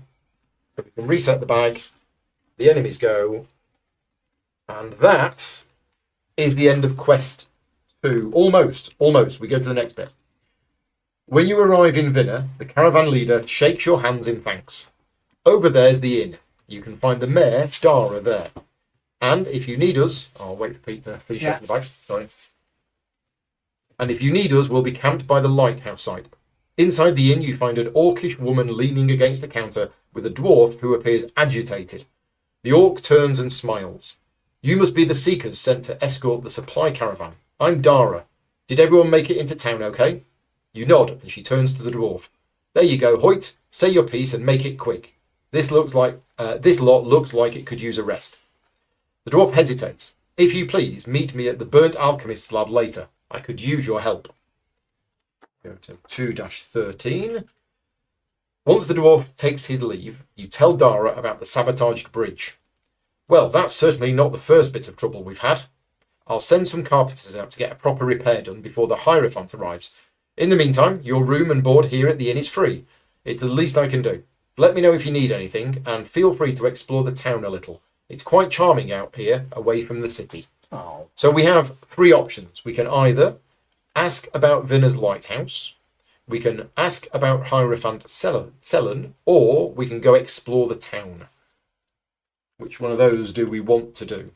Well, we already know, but if the chat wants to know, that's fine. Okay. We could ask about Hierophant. I mean, or do we keep it? So we reduce the amount of spoilers. Yes. We did this afternoon, so we're going to skip asking about those 2 things. Yeah, I think so. Okay. I think that makes sense. Because it is story, and when you do play it yourself, you will want to do them. But what is the mystery of the lighthouse? Who is the Hierophant? You'll find out. We're going to go to 260. Right. Enjoy our little town. When you're tired and hungry, come back here to the inn. Once you've rested, I've got something I could use your help with. And don't forget to meet with Hoyt if you get the chance. So, we are now opening the atlas. Oh, those bits going as well. Yeah. This is Vinna. So this is the town of Vinna. And you will notice that we have a series of numbered locations. Now, every time you get the chance to explore a town or a city, you will be given a certain number of city actions. We have 3, but this text is telling us that our 3rd one must be to go to the inn, which is here. No. Oh. I don't think we did this last time. I think we went there last time. But anyway, so yes, our 3rd one must be to go location 1 and sleep at the inn. No, we did do it. No, we did do it. Yeah. Also, it is telling us that we take prompt Q3. So the way that this game works is that the first time you play, you will do quest 1. Then the second time you play, you will do quest 2. After that, it's not quite open world. You can only do a quest if you have a particular prompt. And this is the prompt for quest 3, which means right now we can only do this quest. But if we'd have gone somewhere else in the town, it might open another quest. And basically, every time you play, you choose which quest to do from the different prompts that you have. So do you want to read what the prompt for quest 3 is, which we can choose to do, and we are going to. Quest 3, Into the Shadows. Dara, the mayor of Vinna, has requested your help on something once you've explored the town and rested up a little. When you embark on this quest, open quest 3. So we can go into the shadows, but not right now. Okay. We've got shopping to do. We have town activities to do. So in the loot box, which is this box that comes with the game, and we're not going to see all of the contents of this tonight, but in here there is all sorts of fancy stuff that you will be told to open at various times in the campaign. There is, no, in fact I've already taken it out. There's a pack of cards. I think I've taken it out. Yes, I've taken it out. The Vinna. The Vinna pack. So there is a pack of cards specifically for Vinna, and I've put them safe. Where have I put them? So safe and So safe. Is it those ones there? Yeah. No, it's not. Those are the overlays for quest 1. Talk amongst yourselves. That's fine. Doesn't Vinna look so lovely in the spring? Let's not put It's them a in good here. time to And we come might here. have put them in here. One thing I noticed at the beginning when we were doing the storybook is the leader of the caravan stares and looks at the bridge like he's like a mechanic, like a builder, just like, well, it's going to cost you quite a lot. Like something where he's like, oh, that quote is going to be big, I think. He's like proper lad energy, and I even though he's untitled, I don't know what his name is. It's not in there, is it, mate? Just looking at Don't oh think so. I yeah, I can't see reckon anything that's, that says That's dinner. broke, that is. that's Or my expert opinion. I think you got a broken bridge there, boys. It's like, well, yeah, thanks. I've seen quite a few of those in my day. I've seen some broken bridges, but this broken bridge, gonna cost you quite a bit. It's like, we don't own it. This is not our bridge. This is a strange energy you're bringing for this broken bridge. No, it is here. You got it? Yeah. I put it at the front of the din looks back. So, That's fine. Right. Let's hit it so we can do some bits. It's a very hidden away town. so this is the Vinner pack, and basically in here there are cards for each of these locations. Yeah. So we have 3 actions, and I would suggest we do different ones than we did earlier on, Makes sense. just so that we actually get to experience.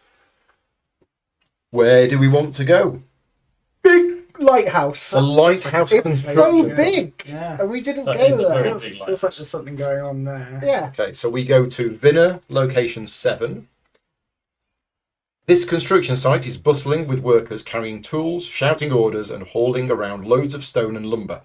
You soon find yourselves in the way, dodging ladders and wheelbarrows and looking around for any familiar faces. What we should have done is we should have reset our deck, because it's the start of an adventure phase. I think, Cool. do we reset our deck? Hang on a minute, let me just double check that. Or Tommy might tell me, because I remember reading the bit about resetting your deck. Well, you and only it get rid of says- exhaustion when you rest in the Yeah, tavern. your Yeah. deck is shuffled at the start of each quest, and again at the start of a battle. So no then. Other than that, you only shuffle it during an adventure if your deck runs out of cards. So, Tommy will confirm this, hopefully, if Tommy's still watching. Should we reshuffle it now? Because we're not starting a quest. That's true. Well, I don't think we should have done. Well, I have, but hey. Yeah. Because you might be drawing cards. Apologies if I got that wrong, but I'm not 100% sure if we should have done. It feels like we should have done, but according to the rules, you only do it at the start of a quest or the start of a battle. Yeah, And we're doing neither of those. But I'm going to be getting rid of these hurts, am I? that's true. So let's just check the end of a battle. Oh yeah, it might be like at the end of the battle, Well, please. Really shuffle, There's yeah. end of quest, which is if you have any cards in your discard pile, shuffle them back into your deck. End of combat. Discard your Reset your health to the starting value. Turn your lantern face down. Discard your remaining cards and shuffle your discard pile back into there. Okay, so you Yeah, do. that answers End of it. combat, you That do. makes sense. And you return any non-lingering status cards, including armor to the supply. Right, we got an answer. It's at the end of combat, you do it. Cool. Which exhausted It makes is sense. lingering so they stay, right? Yeah. Yes. Okay, so each player shuffles their deck. Oh, it even says there. Nice. And flips over a card. If any white cards are revealed, we go to event V-C. So, reveal a card. White. Well, I can't reveal white because I don't have any white cards. Got them here. So, if any white cards are Don't revealed, worry, Roland's got you. Don't I think worry. this might be bad. Is it bad? Well, I think Oh. so. So V-C. Where is V-C? Okay, it's an event. Do you want to read it? I would love Since you caused it to happen. I thought it was a good one. Well, it might be. It might not.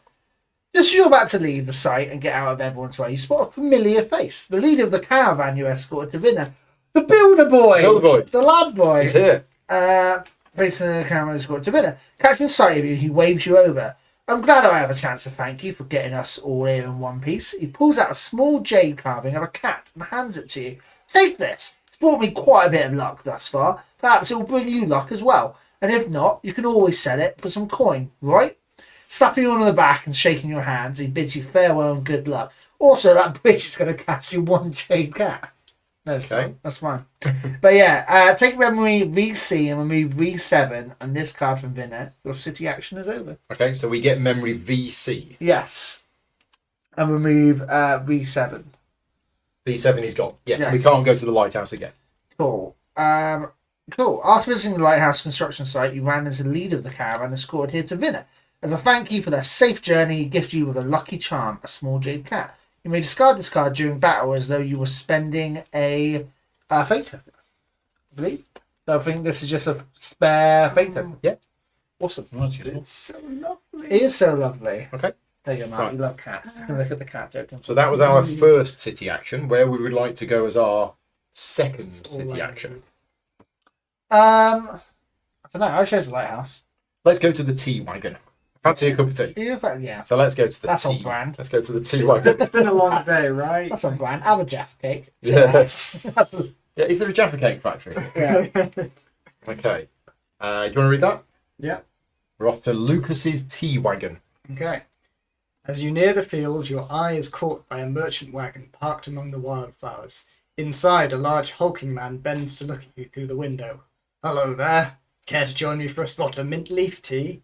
Ooh. You gratefully accept and watch as the wagon sways and heaves with the giant man's every move.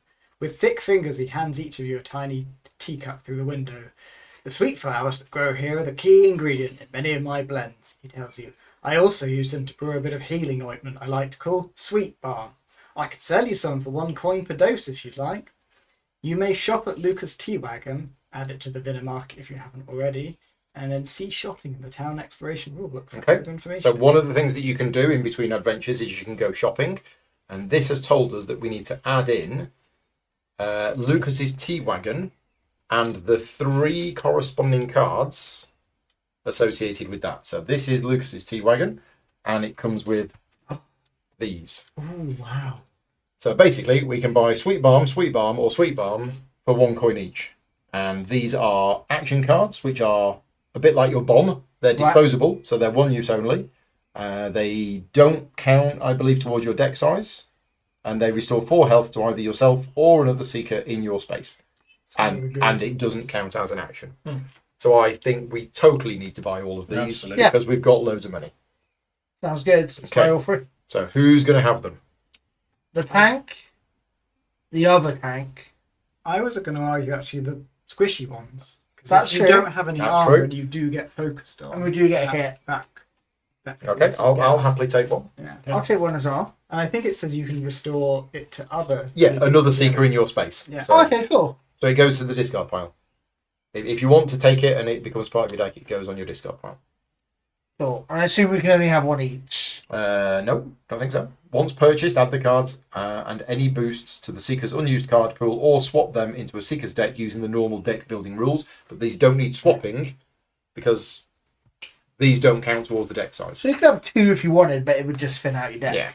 Yeah. When we do use them, they go back to the shop. Okay. So there is a permanent. They're also white cards. They're white cards Yeah. as well.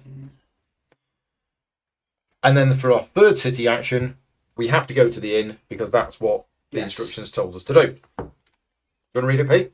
Yep. To the pub. Stepping into the inn, you're met with the smell of fresh even baked bread and can hear the gentle squeak of the water wheel turning out back. Dara, mayor of Binner and owner of the inn, appears, wiping her hands on a towel. Looking for a hot meal and a room for the night? Your room and board are free here as long as you're in town. If you stay the night, see sleeping at inns in the town exploration rulebook and your city action is over. Okay. So sleeping at an inn.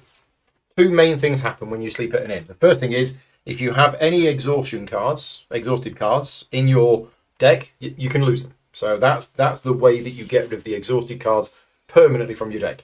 Second, if any of us have got any additional cards which are not in our deck, this is where we can customize our deck.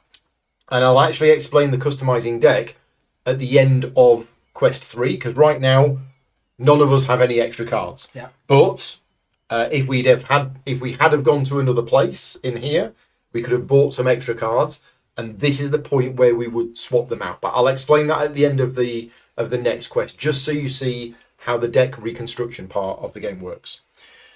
So that's it for that. That's the city. And now we choose which quest we want to do from all of the quests that we have available to us, Into the shadow. which is that one. Yeah. Now, earlier on today, when we played this, we went to a different location, and it actually did unlock another side quest. Yeah, we met a new friend. And we met a new friend, and we actually did that quest. So we're now about to do a quest that we've not done before, Yeah. which is Quest 3, which is Into the Shadows. The morning light finds you rested and refreshed. The smell of breakfast lures you down to the main room of the inn, where Dara invites you to have a seat. You ask her about the tasks you mentioned yesterday. The sabotaged bridge. It's not the first trouble we've had. When construction on the lighthouse started, so did the attacks. These bandits, it's as if they want to cut us off from Dinlux. They've ambushed caravans, raided farms. I have no proof, but I'm sure they're the ones who destroyed the bridge. She pauses, blowing the steam from her tea. We suspect they're operating out of one of the forests northeast of here. I've sent some armed locals out there, but none of them have returned.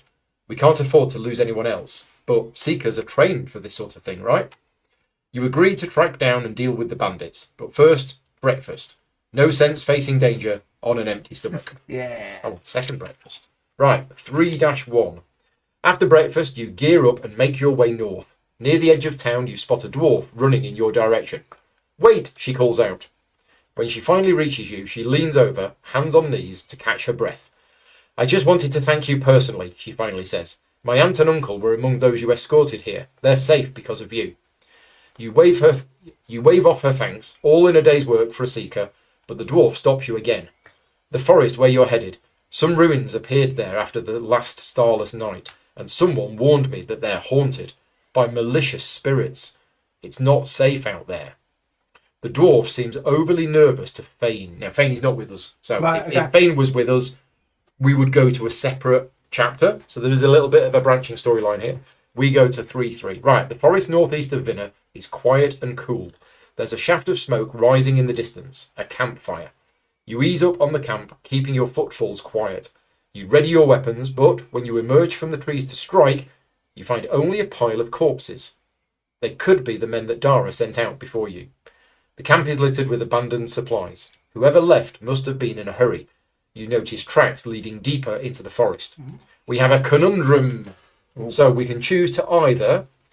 Well, we might as well search the camp for useful supplies before we go on. If we choose that option, you're going to get a Kinfire. If we choose the other option, which is we don't have time to mess around, let's get going, we all get a Kinfire. Well, I Sorry, feel Roland. like I'm outvoted. And Sorry, that's Roland. okay. That's all right. Is that okay? Yeah, I'm fine with that. So we're going to say, and again, just to remind you, you are free to choose whichever option you want, but you might be persuaded by Kinfire. Which again, we haven't explained, but I will explain this at the end of. If you don't want the corpse trinkets, then that's fine. We can pass. We can pass the goodies. Right, so Oh, we here go comes to... the guilt. Right, let's get going. We're not going to bother searching, because searching might have been the right thing to do. Yeah. When we sleep in the inn, by the way, do we shuffle our cards again? We're going to do that at the start of Right. battle. Okay. Cool. You follow the bandits' tracks deeper into the woods until you reach a river. River, swimming time. Oh no. Its waters are swift and deep. Oh. You only see two possible ways to cross. The rickety bridge before you seems the most expedient, but could easily be ambushed. Downriver, you can see the ruins that the frightened dwarf warned you about. So we have a second conundrum. Oh my. Oh my. Let's take our chances with the bridge. Better an ambush than whatever's lurking in those ruins. If we choose that option, green and yellow, yep, Naz and Kor will get a Kinfire. Or the ruins seem safe from attack, and we might find something of value. If we choose that option, we both get a Kinfire. I want to get wet. So, I don't so you don't want to try the bridge? I personally want to try the bridge, but that's fine. We can go. There might be But- something valuable in the ruins. There's also might be good goose. So I've got Go for it. I've got two Kinfires, so I'm Okay. going to say let's go with the ruins. The ruins. So we're going to go. The ruins seem safe from attack. So we get a Kinfire. cool. I've run out of Kinfire. Oh, there must be some somewhere. There it is. There we are. Thank you. Okay, right. So we go to 3-7. The ruins sit atop the river, spanning its banks as if randomly placed here. Another of the alien structures sometimes left in the wake of a starless night. Starless nights are something to do with the lore of the world. Right. Okay. Yeah. On the walls are strange markings and statues with no clue to their meaning or purpose. A deep hum begins to build, growing stronger and stronger until it threatens to shake your very bones apart. Oh. If you have memory 3A, No. we don't. What's do it. that I mean, memory there? we're on quest 3. No. No, that's VC. So we don't have memory 3A. No. Okay. Is Asher in the party? No. Right. Covering your ears from the deafening thrum, you escape the ruins to the other side of the river. Shaken and confused, you collapse to the ground and promptly lose your breakfast. Each seeker must flip 5 cards, gaining 1 exhaustion for every non-blue revealed. God. Uh-oh. Blue, blue, blue. Wow, I got lucky there. Nope. I get 2. I get 3. I get 2.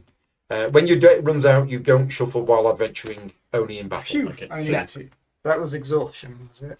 2 for me, please. 2 for you. 2 for me as well. Tommy says shuffle before flipping. Do we? I don't think we do.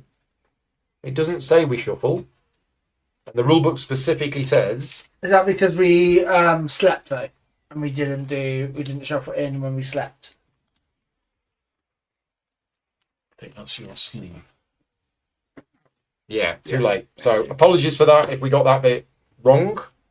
I'm not 100% sure. I thought you don't do it until you're told to do it. You do it at the start of a battle. Yeah. and you- But we went to an inn though, and there's sleeping rules for the inn, right? Because you get rid of resource cards and Yeah. then you. Oh, reshuffle sorry. stuff. Yes. Yeah. We did that afterwards, didn't we? Yes. So we Okay, have. so we yeah, we didn't should've do. We went to the inn, but we haven't done like. Yeah. So I'm going to shuffle those 2 cards in. Yeah, I'll just say. I'll shuffle in and I'll Right. redo it again. Okay. Thank you. Yeah. So start if of the- anyone had any. That's it. Start of the quest. Yes. Start of the This quest. was the start of the quest. If anyone had any exhaust, they could get rid of their exhaust as well, right? Yes. But mine rewarded. So I managed to flip over 3 blues. So I only get 2 exhaustion. Let's try this again. Me too. Yeah. 1, 2, 3, 4, 5. So 2 exhaustion. 2 exhaustion. Yeah. Same as last time. Same effect. Right, and then go to 3-10. You continue through the woods, following the bandits' tracks until they end at the entrance to an old mine. Curiously, it appears unchanged by the darkness. You've heard of places that are immune to the transforming effects of a starless night, locations with deep histories and powerful magic. You approach with caution, making your way down into the dark corridors of the mine. If you have memory 3B, no. Because we Where don't are we? Who was well, talk to? we could have What searched did the you do? camp like you suggested. Oh, that's Maybe. true. Maybe. So we don't have memory 3B. So Okay. you step silently through the passageways, careful to avoid any traps, until you come across a camp lit by a luminous green moss. The bandits are reclining against some rocks and drinking from brown bottles, but their weapons are close by. You take your positions, ready your weapons, and then attack. So we gain 2 fate tokens. Now, we can't have more than 3, so we just put them there. That's little trinkets. Each bandit begins the battle with a stun on each of their active abilities. Wow. Oh, Oh. okay. So we sort of surprised them a little bit. Get So stunned. we go to page 4 of the atlas, and none of us have done this. This is all new to us. Brand new. So we are going to open Oh, it looks spooky. quest 4. So I've not opened this yet. This is all. It's all new. I like that. So you get more. You get more tokens, and I've not got the acrylic ones. Well, I do have the acrylic ones for these. They're in another box. These don't look like bandits. No. That's because it's 4, not 3. Oh, didn't see that. It's fine. Spoilers. Numbers Spoilers. are hard. Numbers are hard. Where's box 3? I've got it out ready, and then put it somewhere safe. We're doing it. There's 1. There's 2. There's 4. That's another game. I mean, Later. there's not many places that it can be. Is it in the big Oh, box? it's here. No, I've put it here safe. Safe. Right, quest number 3. Oh, Nobody's Oh, look, bandits. that's better. We have another health tracker. We might not need that because I've got a few. But it looks like we have, yes, it looks like we have 3 bandits. So we're going to have to make a bit more space for That's these. fine. We can do that. One is big. Right, I'm going to put these here. So when I say I put them somewhere safe, Yes. I put them there. Thank you. Right, so each bandit begins the game with a stun on each of their active abilities. Okay, so this is going to be fun. Oh, this is why we've been given another health track. Yeah, open Atlas to map 4 and go to 3-14. Right, That- 3-14. So, first of all, the one with the big sword, Corley. Right, he's got, I don't know how we're going to do, we can probably put those there, and we can put this one here. Yeah, Yeah, we'll just do put it. I it mean, on to the be fair, base. that can go over there. Right. So this guy, Corley, he's got number 1. It's this one, isn't it? Number 2 and 3 and on 4. there, and then 4 on the bottom. Right, and he's got 22 health. That's a chunky boy. Mm. Got a big shield. Right, next. Mo has got 18 health. This guy. He starts here. Oh, it says 20 on there. Sorry, no, 20. Can't read. And he's got 9 darkness, then 10, 11, then 12. And then Lars, and I thought I had another health tracker already built.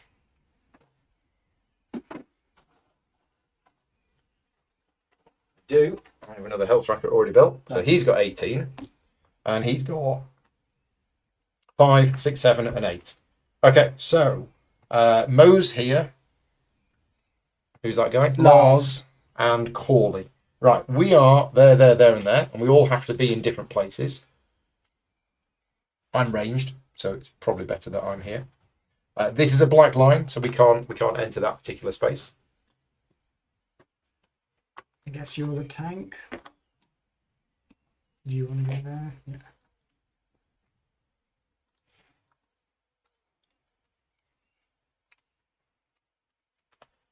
Yeah. So a stun for each of them. And a stun on each of their active abilities, which is all of them.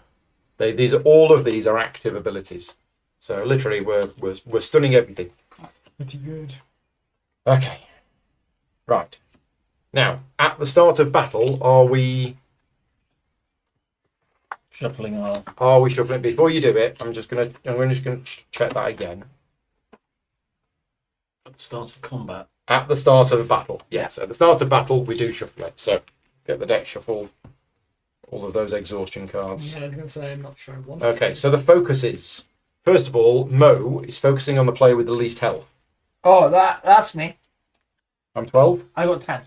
Okay, so this is Mo. Yeah. And Mo is focusing on you. Mo's got tactics. Corley, big guy with sword, also focusing on the player with the least health. Oh, the bullies. Whereas Lars is focusing on the player with the most. Sorry, armor. Okay. So least armor, which is me. Yeah. Most is going to be me. And then this is most armor, so Lars is focusing on you. Right, okay. And so is. No, that's least armor. Oh, yeah. Yeah. So Right. least health, least armor, most Yeah. armor. Oh, right. Right, okay, that's their default one. That's cool.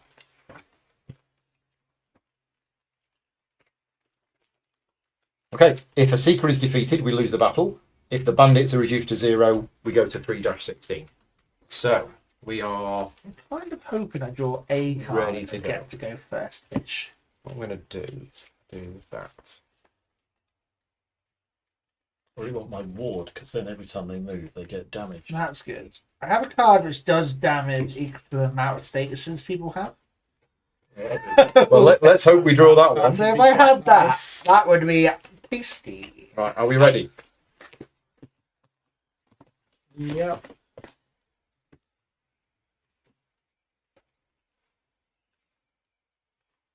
Right. Are we just going to draw out of the Bag of Destiny, or are Yeah. we going to use a fate token to get a good start? If we use a fate token Yeah. and try to draw me, for example, Yeah. I have a free action which is all enemies suffer 1 damage per status on Yeah. them. I think it's worth it. Are we going to do it? Yeah. Right? So, just as a reminder, fate tokens, when you spend them, gone. Gone forever. Okay, ready? Come on. No. No. That's fine. So, out of you two, who's best to take the first turn? Probably not. Oh no, I could. Yeah, I could hit them for 3.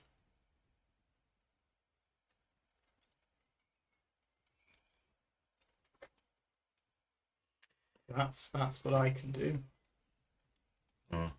Well, I can hit 2 of them and stun them. You can start taking Well, focus they're already away from stunned. people as So well. they can't be stunned twice. So Don't they stack? Can they be double hurt stunned, stacks, Ah, weak stacks. but not stunned? There's no point stunning anything more than once because all of them will be removed. When it does the thing, the cards take effect and then all of the cards I get can do a removed. ranged attack, and if I discarded 3 armor, I would do 8 damage. I mean, that's great, but it does leave you with no armour. But Yeah. if we can then get your cards gone out of your hand, Yeah. Yeah. you can then do a refresh. I've got 4 action cards, so that's going to take a while. Or I could taunt, which gets me. I'm worried about having a thing on me, Extra but that's armor. fine. I can take some damage. No, actually, taunt would be good because I could end up on 5 armor. I could soak up a lot of hits then. Okie dokie. what are you being targeted by? at the Moment. So No, this one. Oh, so if I went there, Lars is currently focusing on you. he can't Okay. get to me. So you The could, big guy's focusing on me because he goes for the least armour. Oh, right, okay. Which is me. So taunting that and getting Paul is good because Paul's got no art. Wow. on the other hand, they've got to get to him. Yeah, true. And I've got my ward in hand, Yes. which means I'm going to have range 2 for the whole of this battle. You do what you feel. Are we feeling? Yeah. Okay. Okay, so these go back in the bag, Yeah. And Paul will go. and now Corey's going to take a turn. Right, I'm taunting. So I'm going to move here. so you move there first. I'm going to taunt him. Yeah. And that can't be boosted. That's the one that can't be boosted. Yeah. We can't boost the But damage I of do. that card. But I gain 2 armors. Yeah. So I'm now on 5 armor. That goes to you. And that goes to So you. the attack's hits can't be increased. Yeah. But you could Do it others was really. worth doing And others. it pulls it into your area, doesn't it? Yes. That's Okay. it. That's my go. Okay. Okay, I mean, it's a fairly good first turn because you've got 5 armor. Not that these are going to attack at the start because they haven't got their weapons yet. So number 9 happens, which is this. So we'll reveal this. But it's not going to attack, but in fact, it's not an attack. So it's all bandits, including Mo, trigger their middle ability, ignoring any status effects. Okay. So they do actually get to do the thing in the middle. Resolve them in order from left to right. So we've got the order of these slightly wrong. It should be that one, then that one, then that one. So as long as we remember, it should be that's the order in which they're in. Cool. So we're resolving the middle ability. To be fair, it goes 1, 2, numbers. 3, 4, 5, 6, 7, 8, right? Oh, So we true, can the just- numbers. Yeah. Yeah. So the bandit growls at you, baring his teeth, and then attacks. So who's Corley focusing on? Okay, so it hits you for 5, Okay, so I don't. Which is nothing. which is nothing because you've got 5 armor But I lose an armor. and you lose an armor. Yep. Right? Then Lars, sneering, the bandit fires off a bolt in your direction. Who is Lars focusing on? Me as well. You. So it's going to need to move 1. And then it's 2 damage, but plus 1 damage for each of the bandits in the target's space. And Yeah. this ignores. This ignores armor. Ooh. So, Tommy, quick question, and I think you may have answered this earlier on. It ignores armor. Can you still use defense boosts? Blocking. Yeah, can you do blocking? And would they be ignored as well? Just curious about that. I think it only ignores that. I think block cards think still so. work. I think. So I'm going to take. 2 damage. Tommy says you can block. Thought so. Thank you. Okay. 3 damage unless we. It's 3 damage unless we put blocks in. I can't block. Do they have particular colours for their things? No, they're all white. It's all white. So again, it's I think. Yeah. I So we can could just block 1. I unfortunately cannot block any for you. Okay, so 2 damage. Okay, 2 damage. Damage. Does that still mean he loses an armor? No. card? No.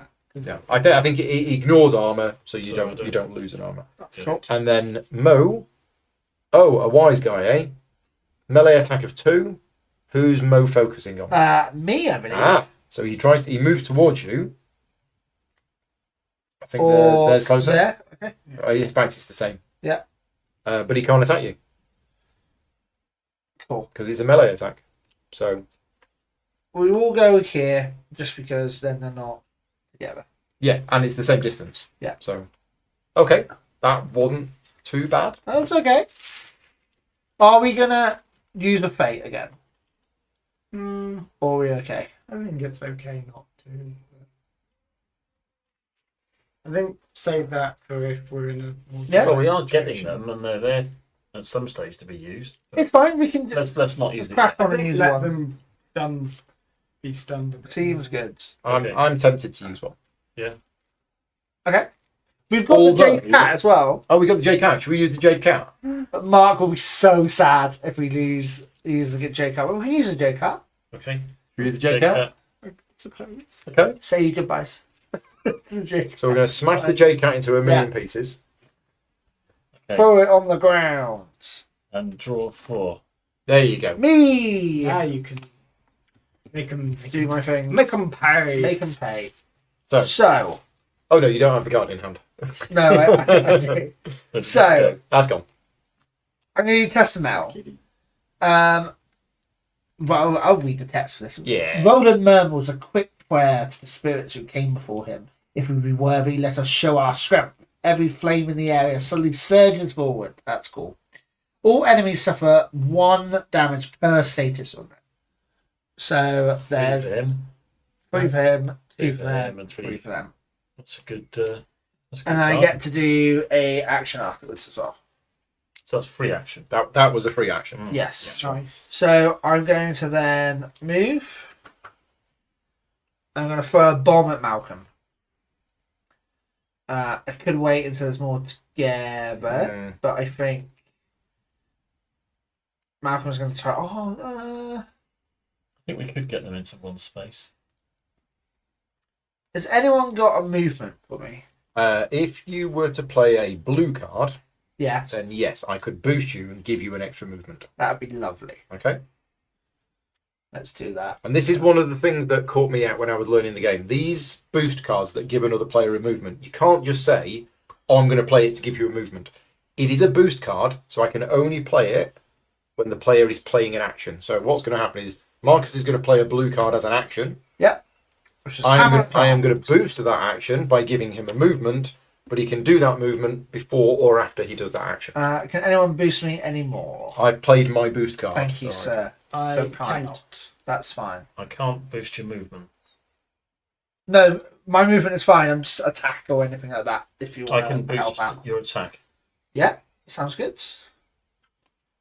Perfect. So I'm going to move him before. Yep, because it's a melee attack. Yeah. So you're moving into Sorry, Mo wait, space. hang on a second. That's right. Is a That's blue or green? Blue or green.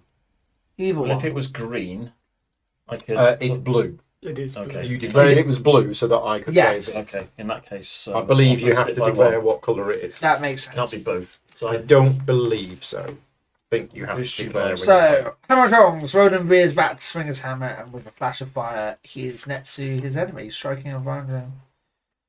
Oh, this says before attacking, you may move into the same space as your target anyway. So, Oh, it's so you didn't after- move that? No, I didn't move that. So I can choose it as green if Yeah. you've got extra stuff. in that case, I will play that, and it's +2. Okay, Nice. no, I got it wrong. Okay. If a red-green action is played, a red and a green boost can be played at the same stage. You don't need to declare the colour. Nice. Cool. It does count as... Right. Okay. So core blimey is chucks in 2 extra boost damage for me, which is Oh, nice. using your action Yes. card that could be used as a boost card. Anyone else? To bet I would still take the movement because I can then get out afterwards and not be in such a trouble. But I'm not sure it matters because I don't think it matters. Then too you can much. move again. Yeah. Cool. Anyone boost from anyone? Nope. Go once, go twice. Sold. So I'm doing 3, 5 damage, and they get stunned. So I'll stun the only thing that hasn't. which doesn't actually do anything. But Well, for more damage Yeah. from me, basically. okay, all done. Yes. All right, back to the bag of destiny. It's not a bad start. We took off health, did we? I took 5 health off. Yeah, and the free health, 2 health, 3 health. Yeah, did all that. Yeah. Cool. Green. Okay. Core. Cool. As we said, it hasn't got less No. money. No, it's still hilarious. To Okay. How are we doing here? I believe in you. That helps. I'm not. So you're in here I with think maybe you got it. I suddenly feel less confident than I did before. you're with this guy. Right. Well, okay. Well, I could do him quite a lot of damage. I've got 4 armors. I could do him 10 damage Wow. by discarding all 4 of my I armors. mean, it might be worth it. Which Yeah. one? So I'm going to play Shard Whip. Yeah. I'm going to discard all 4 of my That's the armors. ranged attack. Oh, It's fine. You can move probably down move fast. once and then move there. Yeah. nice. And that does him 10 damage Because I'm you can discarding. discard any number of armor, and it does 2 extra damage for each one. So that's 10 damage on a green card. 11 damage. 12 damage. Yeah, that's true. I can't help. Your instinct to say no is correct. Yeah. However, You you break the break rules. back I'm a the true rules. friend. 12 damage. Yeah. I'm a true friend. Wow. Down to 7. And that draws the focus of him, but he's already your focus. Yeah. So, right, next action thing. Darkness. Darkness. Oh, that's bad. Has anybody got a redraw it? I don't. Nope. It's going to do. It means they all do their middle ability, irrespective of the stun. It's So- not as bad as we think because No. 2 of them. Oh wait, no one. So oh, wait, Corley that's bad. does a melee attack of 5. Corley Yeah. is here, so he moves into here and hits you for 5, and you've got no armor. All my armor. What Where, idiot? where's your armor? What gone? idiot gave away all his armor? I have no block. I can block 1. 4 damage. Okay. Okay. Then Lars. Can I can't boost to give you a movement and you move out of the way before No. it happens, right? No, I have to do it as You part could of give me a action. block, but you couldn't Yeah, give but me. that happens. So Lars is here, and who's he targeting? Me. He's targeting you, so he moves to here and shoots you for 2, plus 1 for each other bandit in the target space. 3 damage ignoring armor, but you don't have any armor. Yeah. And then Mo, who's Mo focused on? Mo's focused on you. He hits you for 2, plus 3 for each other bandit in the target space. So he hits Okay. you for 2, That's fine. but you've got 1 armor. Yeah. So it's 1 damage and you lose your armor. That's Okay, it's not too bad. But we don't flip that over because there's 2 darkness ones in the bag. Right. Come on, Core Blimey Governor. Naz, It's me. you're up. So Corley he's down to 7.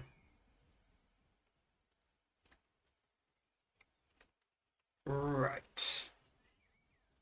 So I think what we're going to do is move into here and play Inevitable. Inevitable. Before attacking, you may move your target to your space. Come here, you. Okay. So we're doing an attack of 3. And it also brings the focus to you. Yep. Nice. And this is a blue and red, if anybody I'll wants boost to it by help. 1. Nice. I'm going to give you a free move, which can be after the attack. And it could be Could me be moving. you. Yeah. It to get armor. probably will be. So it's 4 damage. So he's down to 3. Yep. Okay. And then the extra move I will give to you so you can use your ability. Yeah. So who are we going to give an armor to? You know. So I'll move to Beep, boop, here, and I'm Beep, moving into an area that doesn't have any enemies, so I can give you 1 armor. Thank you. How many cards you got left in hand? 3. 3. Okay. So you're not resetting anything. How many actions? I've got 1 action left in my hand. Right. Okay. So is it worth giving you that? Yeah, because it might. I hit think you it before still then. is. Yeah, I it think probably it's is. still worth it. I've got 2 and lots of. And I've got the sweet bomb, so if I can heal you. Yeah. Ooh. So, I mean, potentially I could. I mean, I could move in, shoot it, and heal you. Yeah. If that works. I could kill Corley. Nice. Yeah, ditto. Or alternatively just do a lot of damage to Lars. Oh no, I can't.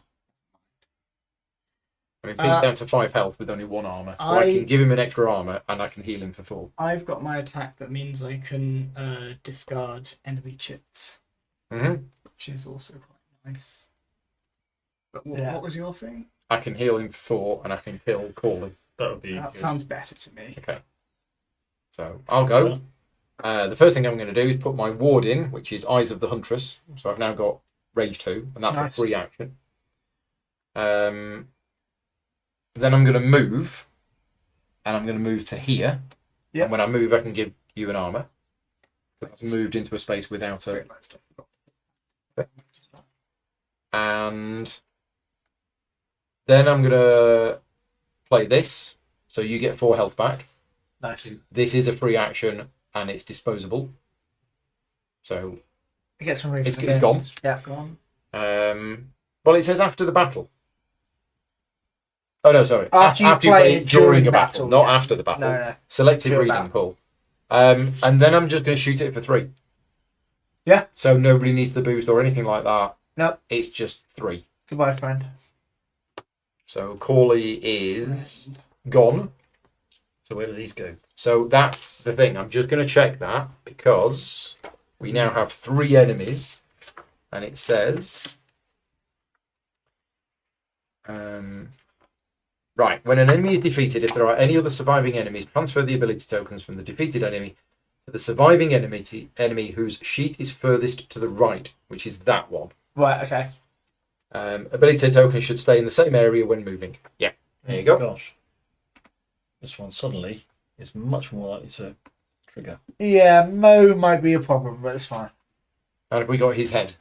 Yes. We've got Corley's head. Yeah. Okay. He's got rad piercing. So I did that, which was a free action. I healed you, which was a free action, and I did a solid shot on that. Yeah. And that draws his attention to me. But he's dead. He Yes. certainly did So- get your attention. The head glares at you. He looks in my general direction, and I do have a card in hand still, so I'm not resetting. Okay. Yeah, that was the right thing to do, I think. 6. So let's see what it is. It's an attack, so he doesn't attack because he's Yeah. stunned, but he does still move. But he doesn't need to move because it would Yeah. have been a ranged attack. Although, who's his focus? Me. Yeah, so he doesn't move. No, he's done. And we flip over. And we can flip that over. Bloop. This is me again. Right, so. This is interesting. So I'm going to play. Well, I'm going to move to here Yes. or here. I'll move to here And give Hugh an and armor. I'll give either one of you to an armor. It's up to you. I would like an armor. You're Okay, have an armor. in the Thank front you. line. And then I'm going to play Acid Arrow. Nice. So it's a ranged attack. It's not the splattering one, so you're not going to take any damage. Okay. It is only 1 damage. If anybody wants to boost it, it's a green-blue card. It's a turquoise card. Nice. I'd love to, but it's not Okay. happening. I cannot do that. So it's 1 damage on Mo. I draw his attention, Nice.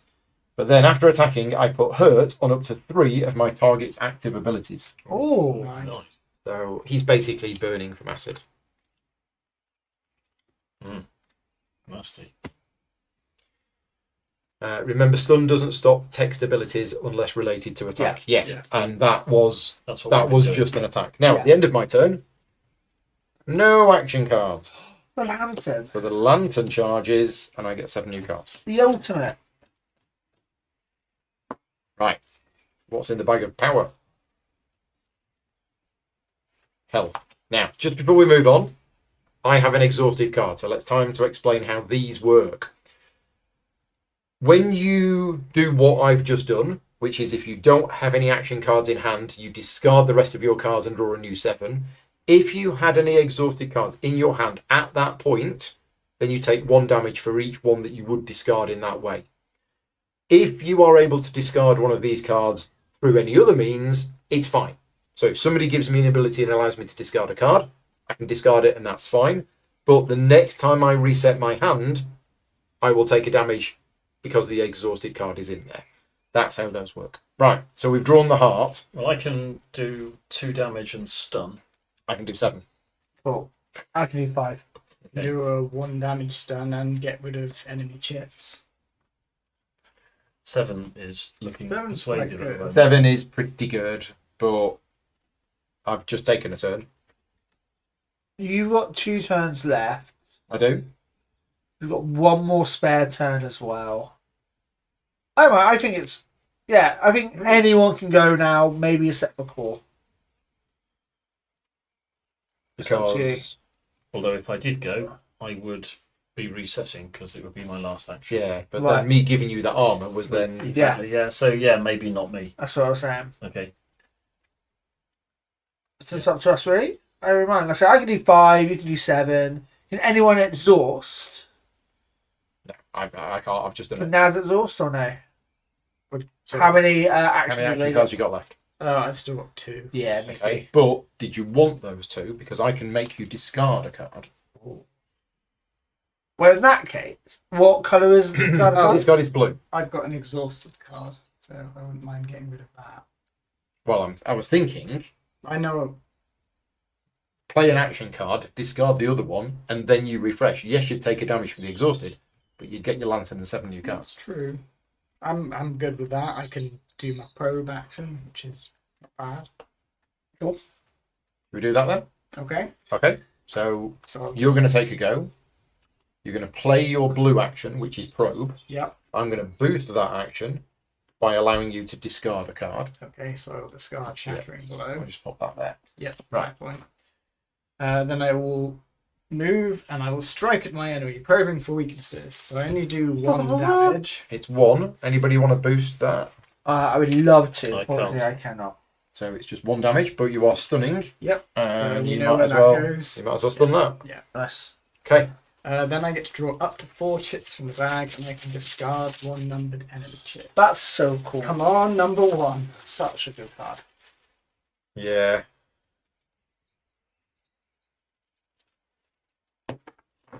Okay, 8 or 3.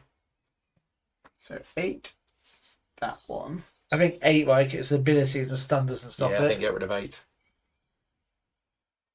Okay. 8's gone. 8's gone.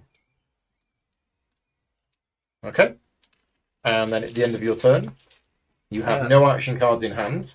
So the thing that we just explained happens. So because I have an exhaustion, So I you take- discard the exhausted and you take a damage. Yeah. You discard all of the other cards from your hand, returning your armor, but then you draw 7 and then you take 2 new armor. Yeah.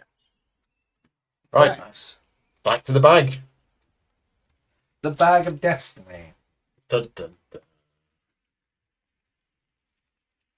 Okay. 10. Oops. Okay, so what's going to happen is it Two takes 2 damage. damage. And if there were multiple hurts on there, it would take 2 damage for each. And then the attack, or the ability is an attack. So it doesn't attack because it's stunned. And it does whatever the thing afterwards says, if it's not. That's extra damage. Okay. So that's part of the attack. So well, Cool. okay. yeah, these stuns have been really, really good for The us. stun has really helped. Putting them Next back one. on has also helped. 7. 7. Stuns. Well, let's see what it is. I think that's Yep, the it's an one attack, that so ignores armor. it doesn't Yeah. attack. 3. Okay, so it is now going to attack, and it's Mo. So Attacks it would you. be attacking me, Yep. and it would just be 2 damage. So that's fine. Cool. I'm fine with that. Well, I can, Yeah, I can't boost I it can- anyway. Can anyone boost? I can block you. I could block some damage. I can block. If you want to, so I can it block moves to one damage. here. So I only take 1. Maybe I'll save the one. Yeah, Yeah. I'm on 11. It would have been +3 for each other bandit in the target space, Right. but there's no other bandits there. So, Yeah. and what number was that? That was 3. 3. Yeah, we're dividing and conquering. We're doing it. It's me. Did you? Roland. Roland's turn. You're over here, aren't you? Yes. Can anyone make me discard a card? No. No. Okay. Yes, if you played a red card. Ugh. You did not specify If- that. I did not specify anyone, that's fine. The only issue would be that Paul would take 5 damage. What? It's not good. I don't know about that. No. That's not No, good. that's not good. No. There's no way of moving. Oh, what I can do though is this. So I'm going to move here. Then I'm going to play Foxfire. So it's 2 damage on a blue. It will do a hurt, but also after attacking all seekers in your target space may each draw a card, discard a card. So you'll get to draw a card. Okay, so you're discard a doing 2 damage Yeah. to Mo. Yeah, and it's a blue. Yeah. And you're going to hurt. Which one would you like to hurt? I'm actually going to stack it on top of the 12 and the 4, I think. That one? Yeah. Okay, so when it does either one of those, it's going to take 4 damage. Yeah. And then I get to draw or discard. Yes. I'll draw. Nice. 4. And no one can boost this in anyway, right? Cool. No. No. That's 2 down. Okay, next shit.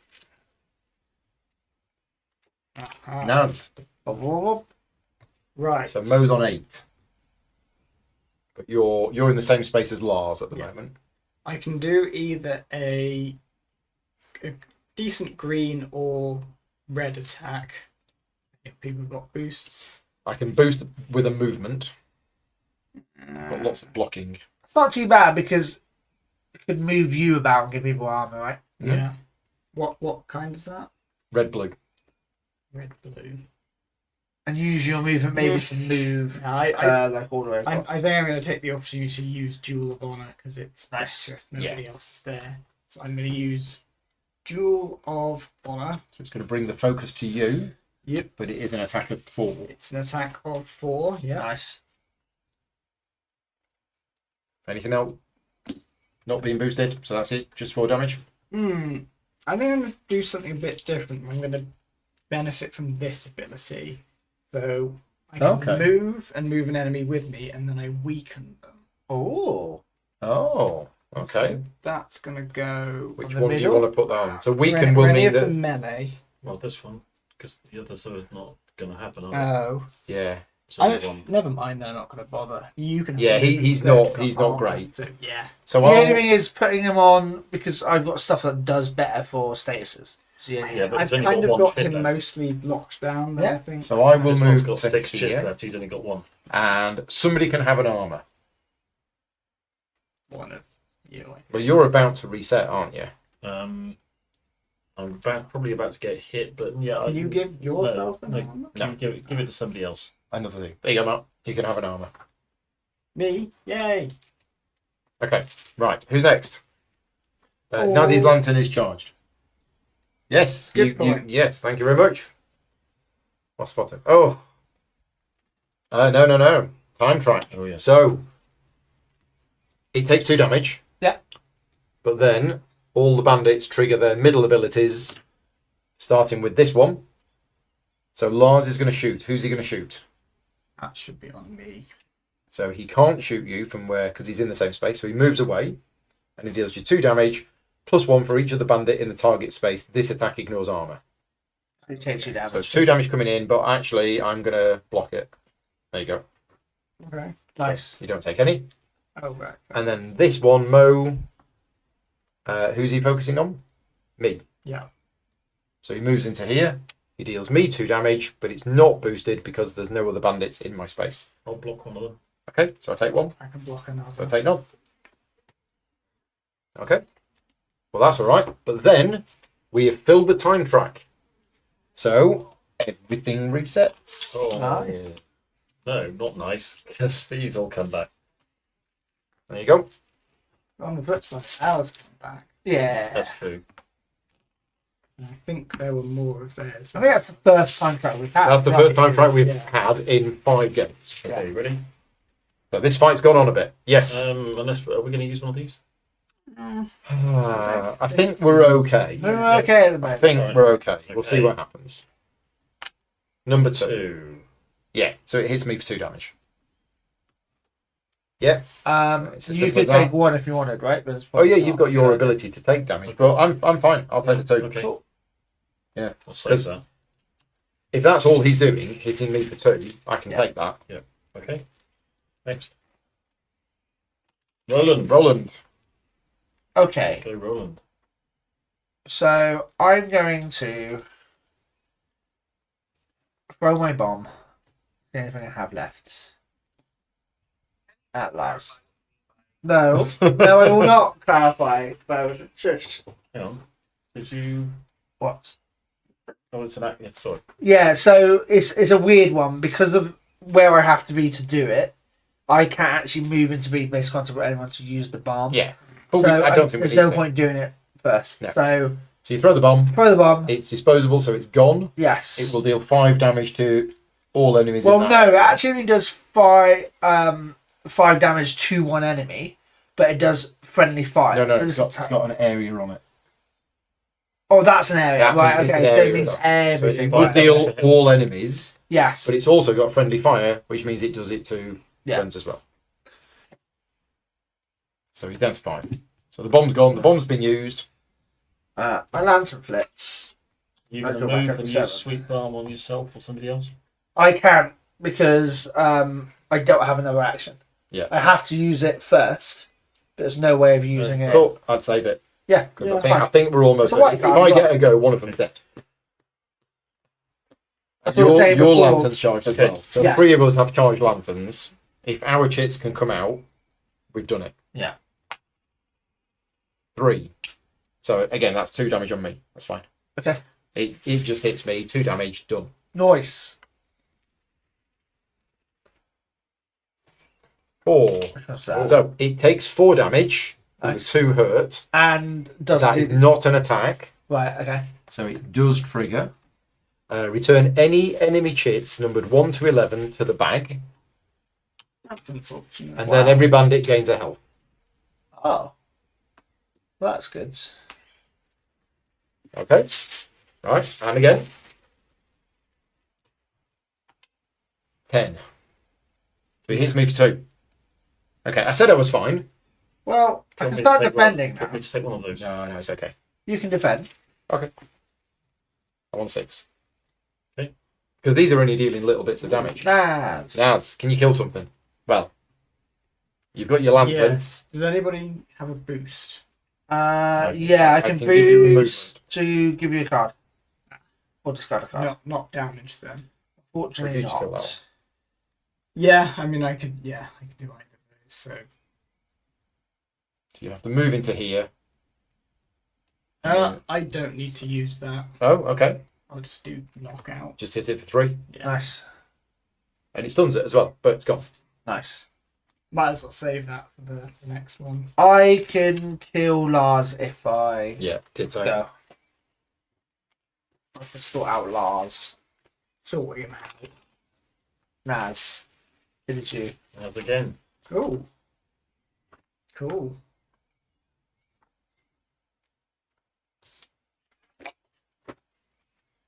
Well, that's So there's a dwarf up there with a crossbow. Yeah. I can get you an extra movement. Oh, If no, we got it. you got it? Got it? Yes. I will move Nice. and then do rush.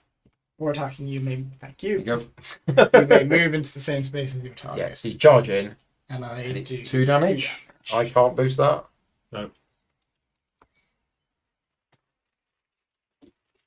Okay. Yep. 9.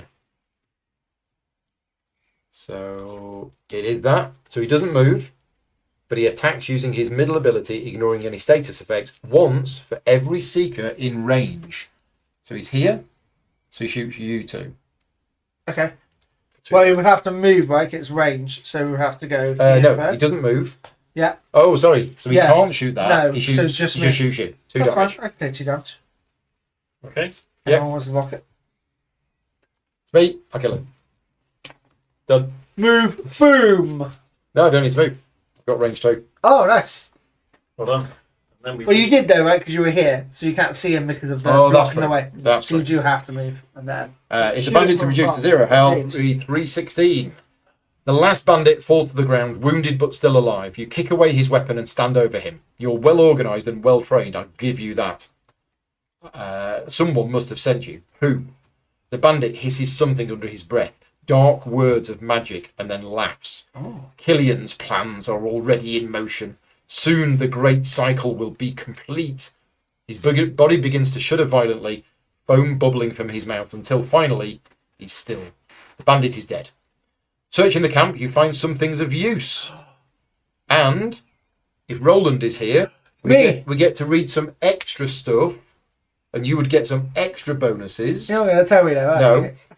Only because I'm looking at the time and we've got another live stream in 10 minutes, which I'll tell you is going to be slightly delayed. So I'm going to skip through a little bit of what happens at the end. Essentially, Quest 4 would open up. Right, okay. And we've got 3 more city actions in Vinner. So we would now go back to Vinner and we would visit other locations in Vinner, which would open up other quests. And I would find out about my dear true friend Roland. Yeah. Now, what we do get as a bonus for completing this is we search the camp and we have found things of use. So we're going to go to the loot box because in the loot box there are these envelopes. We have copper, we have silver, and we have gold. And what happens is we've just gained a copper pack. So what would happen is you would shuffle the copper packs. And we would pick one at random. Okay. And then we will open it up. And we're actually going to show you this right now. And we're going to show you what's inside one of these packs. Very exciting. It is very exciting. I'm trying to open it without breaking the seal necessarily. Pete, you were very good at that. He's the expert. Pete was good last time. Good work. Is he playing as the rogue? And what I'll do is I will show you this on my screen. So this is what's in the pack. So these are basically extra cards that we've unlocked. And at this point, so these are ours. We can share these out, I believe, however we want. But I think we can share these out however we want. Not quite. Certain cards, I believe, are keyed to specific characters. Okay. I think, and hopefully if Tommy's in the... it doesn't necessarily, it's still 2 moves away. No, okay, yeah. Tommy will hopefully confirm. The reason why I was... Because I've got a card in my deck called Capture Rune. Right, okay. So It's I'm gonna be thinking... yours, isn't it? It's a better version of Capture Rune. Now, notice every action card comes with a corresponding boost card. So what happens is you can't just take this card, you have to take these as a set of 2. Now, does somebody have a card in their deck called Charge? No. I might. Okay, but there's no rune on this. Tommy said, yeah, if it's character locked, it would have your character icon on it. So is that my character icon? Maybe it's not. Maybe that's not a character icon. So maybe anybody can have that. Maybe. It's just I already have a card in my deck called Capture Rune. So there's Charge. There's another card that's in there. And again, if you take that card, it comes with that. There is an action called Crush. I've got Crush. Yeah, so I don't think it is. I think it is. I don't think these are character specific. Anyone just can have a crush. Okay. Treasure packs are free for all. Treasure packs are free for all. Okay, thank you. And then the Shadow Charm. So at this point, let's say, for example, I decide that I'm going to take this one, right? Just for example. Then what's going to happen is I can't just add these cards to my deck like we did with the disposable items. I have to replace 2 cards from my deck which have to be blue. Now, I say they have to be blue. They could be a mixed colour. So Acid Arrow, for example. Acid Arrow, here is the action card, Acid Arrow, which comes with the boost card, Acid Arrow. So I could take these 2 cards out, with this being a blue card, and replace it with these. So your deck is always 18 cards, apart from any consumable or... Crush if you wanted to compare them with the ones that come out. I think it might be exactly the same. It just gives you the... Yeah, so these are the Crush cards from the treasure pack. These are the Crush cards that Pete's already got. So they are the same. It is exactly the same, which is good because they're both called Crush. Yeah. So that makes sense. But this is how your deck is going to improve over time. So you can't just add the new cards in. Your deck has to maintain its composition of 4 of that colour, 3 of that colour, 2 of that colour. Bearing in mind some action cards are 2 colours. So yeah, I would add those 2 cards into my deck and I would take out 2 other cards. So this Capture Rune is actually the exact same card as another one. Yeah. But I might just want more of these in there. Yeah, it's good. And these are copper packs. So I'm guessing when you open the silver packs and the gold packs, the cards are better. So it looks like these treasure packs are the same power level of cards that we've already got. Yeah. It just allows you to customize your deck a bit more. Yeah. And that's how that part of the game works. And I think, based on the fact that it's almost 9:30. We'll just say, but Paul, I've got these Kinfire tokens. Kinfire What do they tokens. do? Thank you. Yes. No problem. So let's have a look at these action cards because have any of them got? Yes. Okay. Right. Thank you for that. No problem. So this charge card here, you can only put this card into your deck if you have at least one Kinfire. And I have 2. Yeah. So I can so spend Marcus one of has. those. So you don't spend it. Oh, okay. You don't spend the Kinfire, but because you have 2 Kinfire, that means you can have 2 Kinfires worth of cards in your deck. Right, I So they count tune as one it each? to it, basically. No, that doesn't have one on. Ah, so it's only one. It's only one Kinfire for those 2 cards. Now, again, the better the cards, the more Kinfire they have. And there are some cards later on that have 3 Kinfire Right, icons on okay, them. wow. Okay. But as the campaign progresses, you'll be getting more. If I swap out, I can go to in and just swap out the cards. Yes, yes. And Tommy has said, yeah, you need to check though if Acid Arrow is filling blue or green. Yeah, absolutely right. I can't just replace that for that. I would have to make sure I had 4 action cards that had green in them, Yeah. 3 action cards that had red, and 2 action cards that had blue. You've always got to maintain that. Yeah. We'll wrap things up now. You've seen the game. You've seen how the game is played. You haven't seen everything because we never saw Trapped. Nope. We didn't really see Weak. Nope.